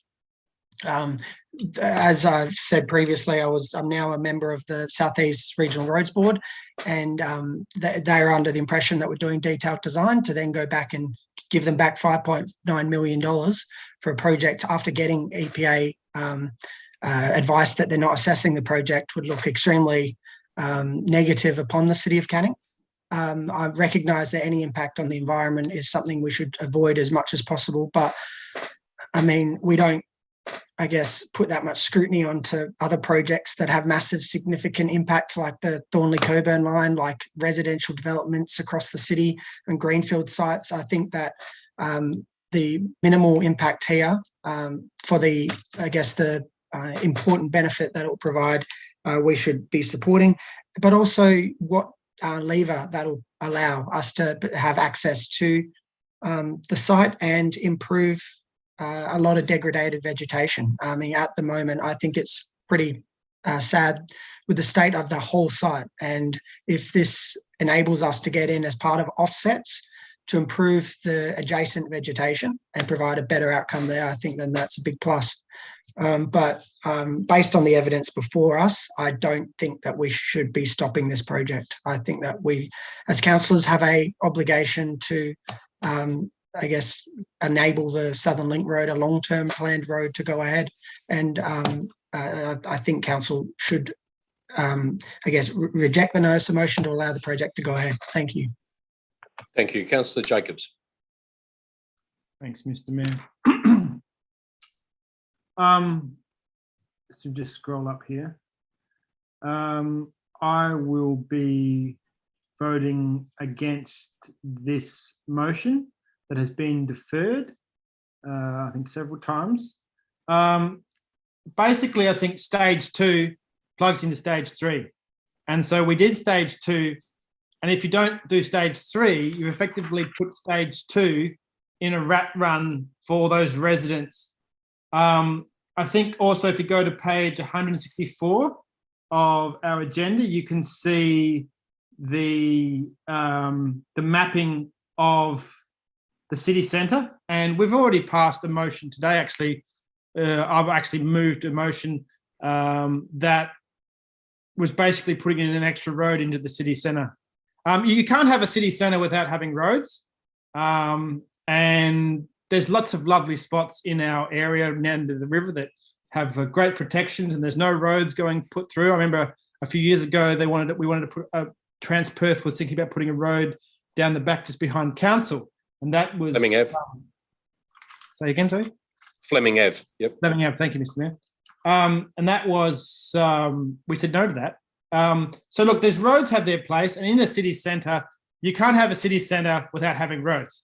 Whether you're riding a bike, walking, on a wheelchair, a car, a tram, electric car, you all need a road to get to the city centre. And in the city centre, you have a large shopping centre. That you also need to, riding a bike to the shopping centre is good, but I don't know how you take your stuff home. So look, the access is very important, and I speak from Mason's side. This is a very important conduit that goes over Gerald Street and into Mason. I am not satisfied that if we drop this road and we drop the 5.85 million funding, I'm looking at 1 million for 21 to 22, 1 million to 22 to 23, 2 million to 2223. This money is basically being given to us by Main Roads. And if we don't take it, then it'll be reallocated to other cities. So in a sense, we'll be disadvantaging our own city for the benefit of another city. This has been long in the planning. So that's, and I also, just quickly, we were obviously waiting for the state government EPA, and I read that the EPA considers the likely environment of the proposals are not significant as to warrant formal assessment due to the minimal clearing and threatened ecological community and wetland area being impacted, and the management and mitigation of the potential impacts via a clearing permit. So yes, I'm also, not only has Deputy Mayor been down there, I've been down there, and I think we've gone over and beyond. Even if you look at page 161, we've got that road being, I looked a few years ago and it was more in the center. We're going out of our way to skirt around the area. So I think this is a good outcome, even if you wanted to save the area inside, but you're getting that access that stage 2 plugs into stage 3, because if we were to do just stage 2 without stage 3, it's like doing half a puzzle. Doesn't mean anything. So I think that's my points, Mr. Mayor. I think I've covered off, and it's quite similar to the points that the Deputy Mayor was making earlier. Thank you. Thank you very much. Councillor Singh. Thank you, Mr. Mayor. I would like to speak against this motion, and I'll keep it short and I'll just compare it. We are talking here stopping a significant project where millions of dollars have spent, and we are talking about letting go another $5.8 million of funding from Main Roads for the purpose of protecting a piece of environment, which is important, but not significant enough, which the Environmental Protection Authority have already said they're not going to assess. If it was significant, that authority, they have the responsibility to jump in and stop any government, including the local government, from destroying that. It's obviously not significant. It's not good, but we have to find a balance. It's a major project and it is needed, as already described by Deputy Mayor Kunz and Councillor Jacobs, and it will waste a lot of money. So it does not make sense when we are comparing and doing the mathematical calculations to let go that significant amount of funding and not do this road, which is really important for the city center project. And as a resident of Mason Ward, I can share my experience that that road is needed there from last 20 years. We are already 20 years behind. The traffic there is really bad. So I cannot support this motion. Thank you. Thank you. Does anyone else wish to speak before I hand back to Councillor Sabiri to close debate? Councillor Sabiri, I think everybody's had a fair opportunity to debate the matter. We now come to a point where I'll ask you, if you don't mind, to close debate, please. Yeah, thank you, Mayor. Thanks to everyone who's spoken to it. Really, I'm quite disappointed that EPA hasn't decided to assess this. I understand that it's not going to sway to move vote to push on with the road given. So we've got millions of dollars already approved to approve the road.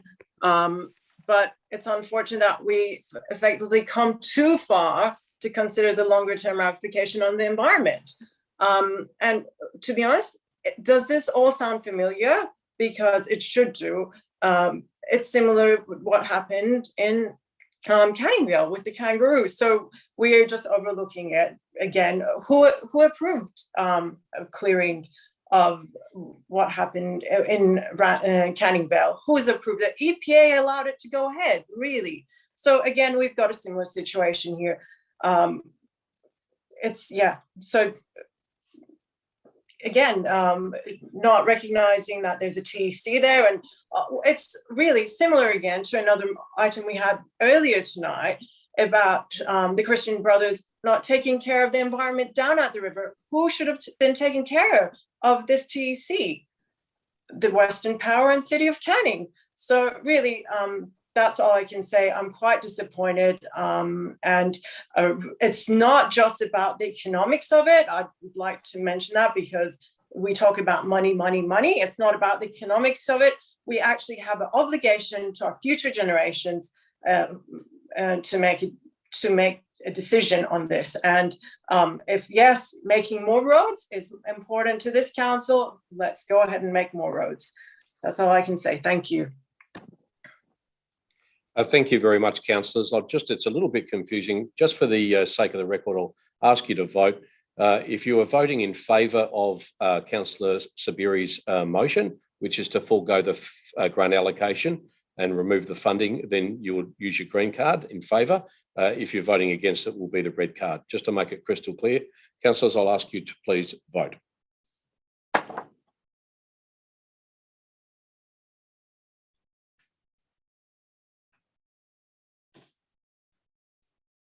Thank you, Governance. I'll ask Governance to please call the vote. Mr. Mayor, the motion has been lost. We have 2 in favour and that's 9 against. So it'll be easier to call. I have councillors Mark Bain and councillor Sabiri voting for the motion, with the remaining 9 councillors voting against. Thank you, councillors. The motion has not been carried. Difficult decision. Appreciate everybody's consideration of that matter. We move on now to urgent business item 15, of which there is none tonight. Councillors, at item 16, confidential matters. We do actually have a confidential matter. I've got Councillor Holland waving at me, I think. I can see your... Yeah, just do we have to bring back standing orders, Mr. Mayor? No, we automatically, it was only for that one item. Now the item's been completed. We go back to reinstated automatically. So we go to item 16, confidential matters. Councillors, we're considering a matter that is confidential. Can I have a mover and a seconder that confidential item CC 017 of 22, prospective purchase of 143 Crawford Street, East Kennington, be dealt with behind closed doors in accordance with section 5.32 in brackets 2 of the Local Government Act 1995. May I have a mover, please? That's Councillor Holland is moving it. A seconder. I have Councillor Jacobs seconding it. Councillors, will put the matter to the vote. Those in favour of going behind a confidential cover?